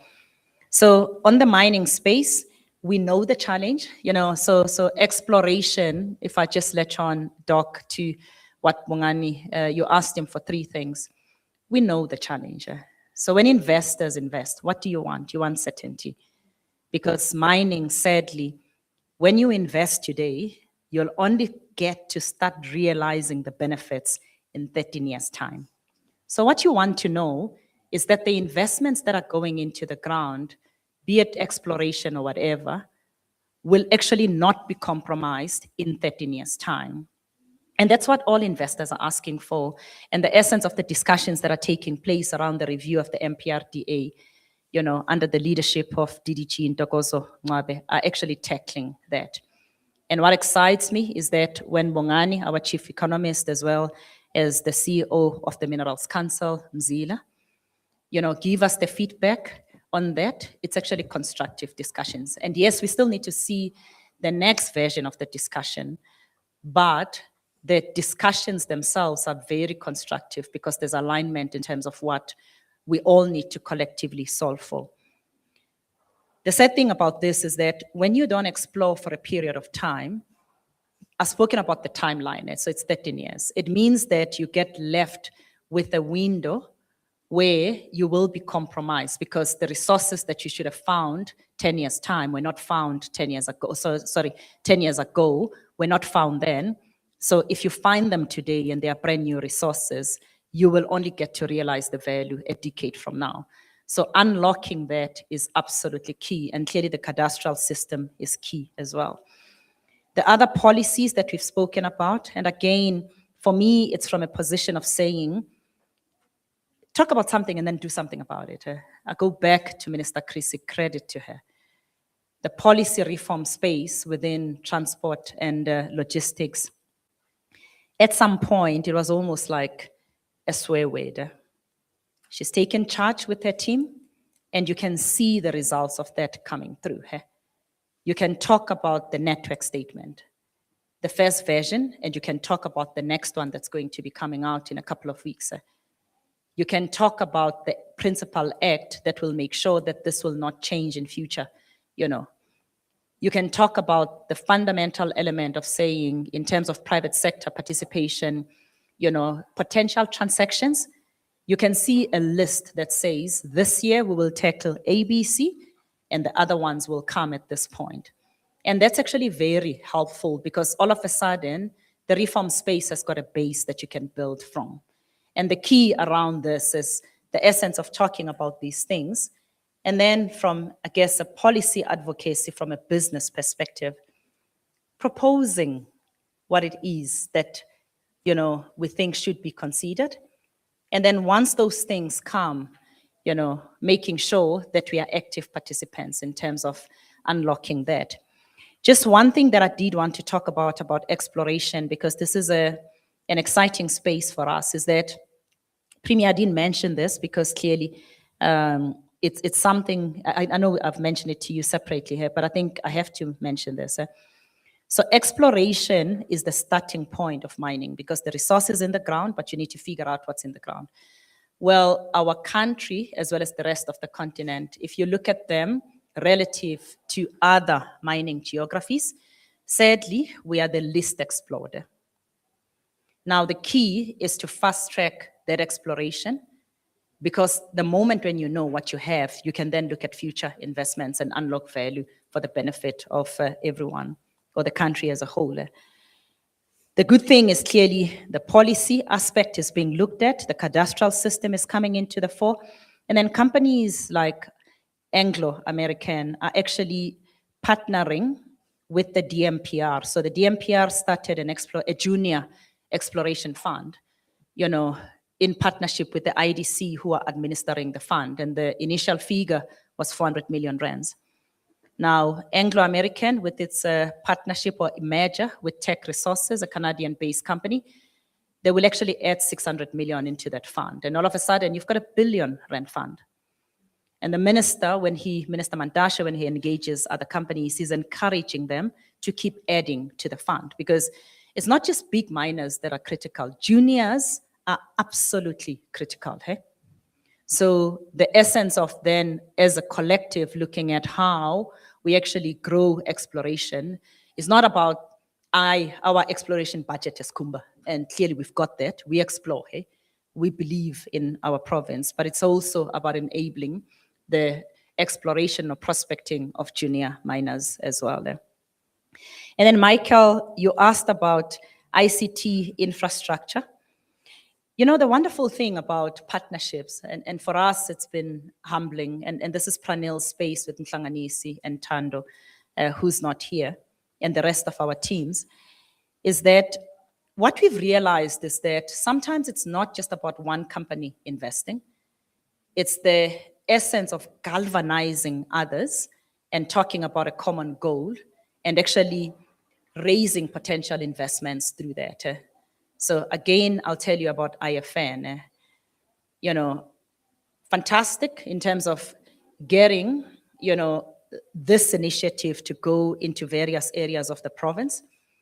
And not just Tsantsabane, which is where Kolomela is, and not just JTG, which is where Sishan is, but going to other areas of the province and finding businesses that can essentially be grown. And this fund is looking at capitalizing on that. And when we spoke with the MEC, she actually said to us, I'm doing the same thing, so let's do this together in order to actually multiply the essence of what we're looking at. So for me, when we start looking at ICT, there is work that we are doing as Kumba, but that for us is predominantly focused in our own areas. But I think the potential that we have is the essence of partnering with others. So the likes of Telkom, the likes of Vodacom, the likes of MTN, but doing it as a collective. Because when we do it as a collective, you know, it's not just one voice which says A, but it's the essence of saying, well, as Kumba, we are investing, and we wouldn't ask you to consider potential investments, you know, just as a dream of some sort. We're asking you to partner around this simply because we believe in the future potential. So I do think, actually, I do know that when the Premier talks about his vision for the Northern Cape, and clearly we all share it, ICT is key. You know, you can't not look at ICT when you are looking at growing our area for the future. But I do think that we need to look at it from the perspective of saying, how can we actually act as a catalyst from a growth perspective? You know, how can we tackle this together? I think I'll stop there, Rick. Yeah. Thank you very much to the panel. I must say, I've just had this epiphany of brand ambassador principle. And definitely I see, Bongani, yours I'm going to review a bit. I love you, but you're straightforward. We'll work I on love that. Bongani. Bongani is our economist, by the way. I should have said this, Hendrik. Doc Molifi, Bongani's numbers are right. Yeah. As a member of the Minerals Council, I have full confidence and trust in his numbers. I've tried to challenge Bungani's figures, and I really didn't just, you know, I was merciless. I beat on those figures, and I just couldn't get him to change from Bongani. But Bongani, we're going to work on you till you sing a positive hymn. But the two ladies is definitely brand ambassadors for us at this stage. I'm going to say parting shots. Madam Edwards, from your side, any parting shot that you want to put in there, being such a great partner, and we can see the change that you're also bringing around? From the IPP office, I would say the blueprint in terms of what it takes and what is required for bankable project is out there.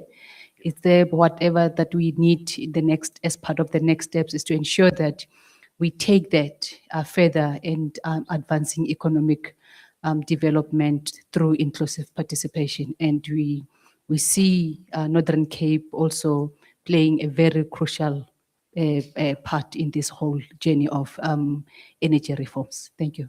Thank you so much. Thank you so much. Colleagues, I now have the privilege to ask then also our MEC just to hand over a small token to each of our panelists. And then I think Bafna just stepped out. Oh no, Baf, you're still here. Just for CE as well, if you'll receive on her behalf.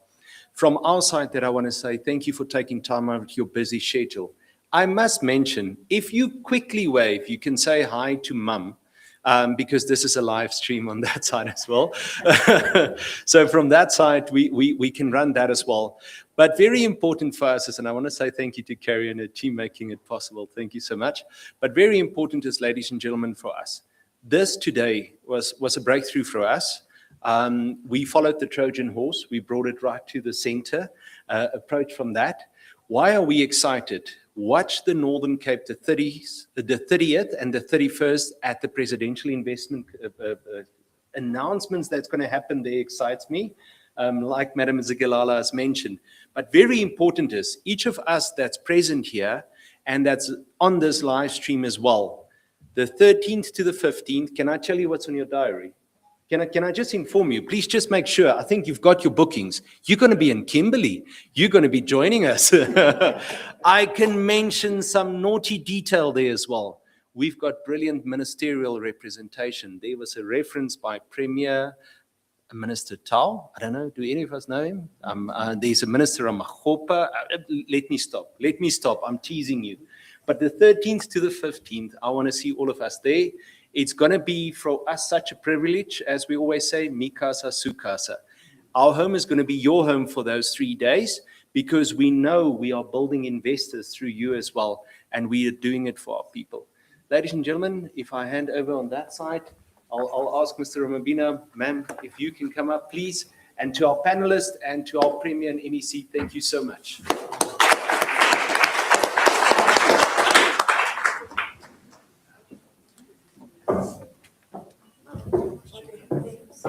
Are you giving us gifts? We don't know what's in there. Yeah, I'm making it over here. So,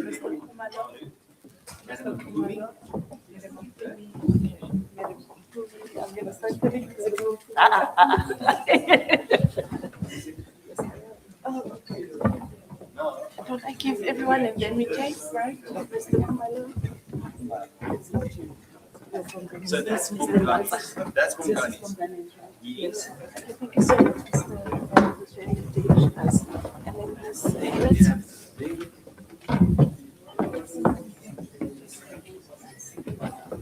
need 4 buttons on that side. If I may beg Premier and MEC for a photo opportunity, please, with the panel.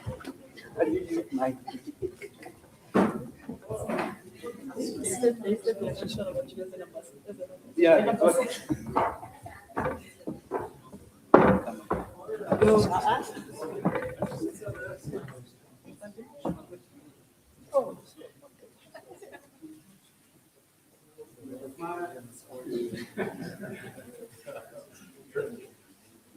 Thank you.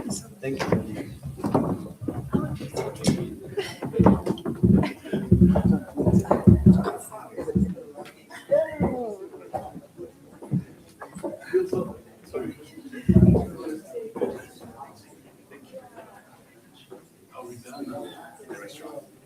Ladies and gentlemen, lunch is in the restaurant, and please do join us for lunch.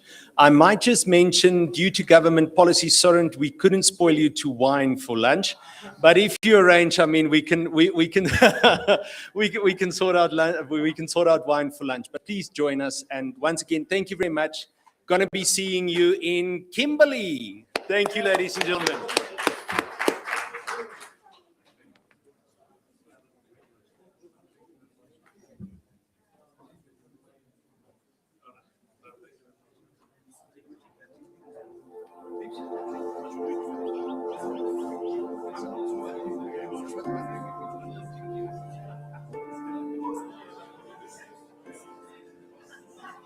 What if there were a place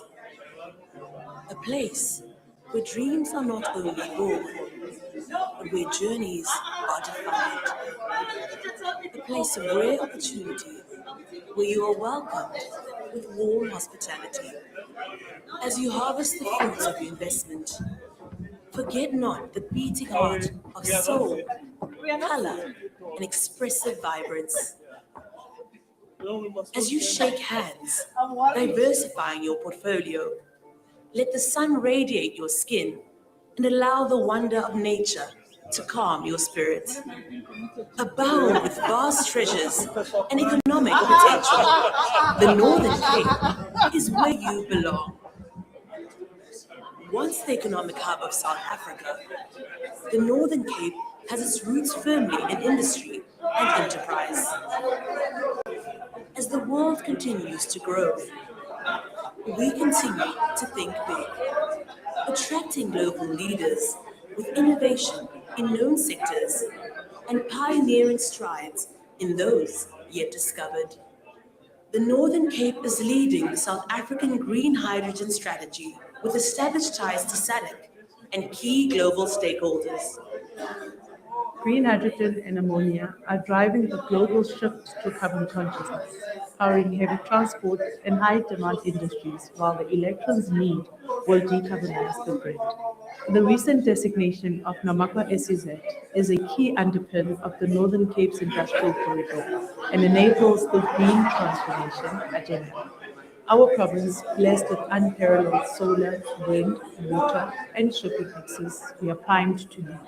We are set to become a global hub for production, export, and innovation, making localized shipping, refueling, and beneficiation a reality. The future starts here. Among the biggest market forces driving growth is mining, with iron and manganese exports as strong as ever.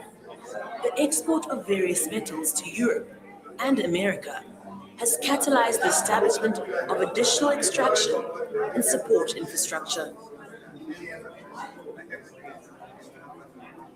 The Namakwa SEZ will exploit one of the largest undeveloped zinc ore bodies in the world, exponentially amplifying the country's zinc exports.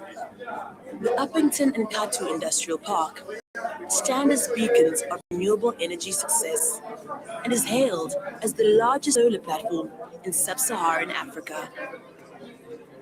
The province is a thriving hub of knowledge and inspiration. Our university and schools are devoted to nurturing young minds into scientists, engineers, physicists, and vocational experts. The unprecedented SKA and Southern Africa Large Telescope will forever illuminate the path of scientists and inspire future seekers who thirst for discovery. Such innovation casts the province into the spotlight as an unparalleled investment destination for science and technology, powered by groundbreaking research and data generation. The fertile sun-kissed fields are a symphony of growth and bounty, crowning us as an award-winning global producer of grapes, nuts, dates, citrus, and so much more. As far as the eye can see, the Northern Cape is a canvas of unexplored economic opportunities, never ceasing to dream big. We are always on the precipice of innovation and discovery. Our soil cradles the key of every future industry, a foundation upon which economic landscapes are shaped. Together, we can forge in partnership in trade and investment as we embark on a daring quest to unearth treasures that will shape tomorrow's success. Beyond commerce, a world of magic and beauty reigns as majestic landscapes and natural attractions beacons with open arms. Invest, trade, and visit the Northern Cape Province. It's home to all of us.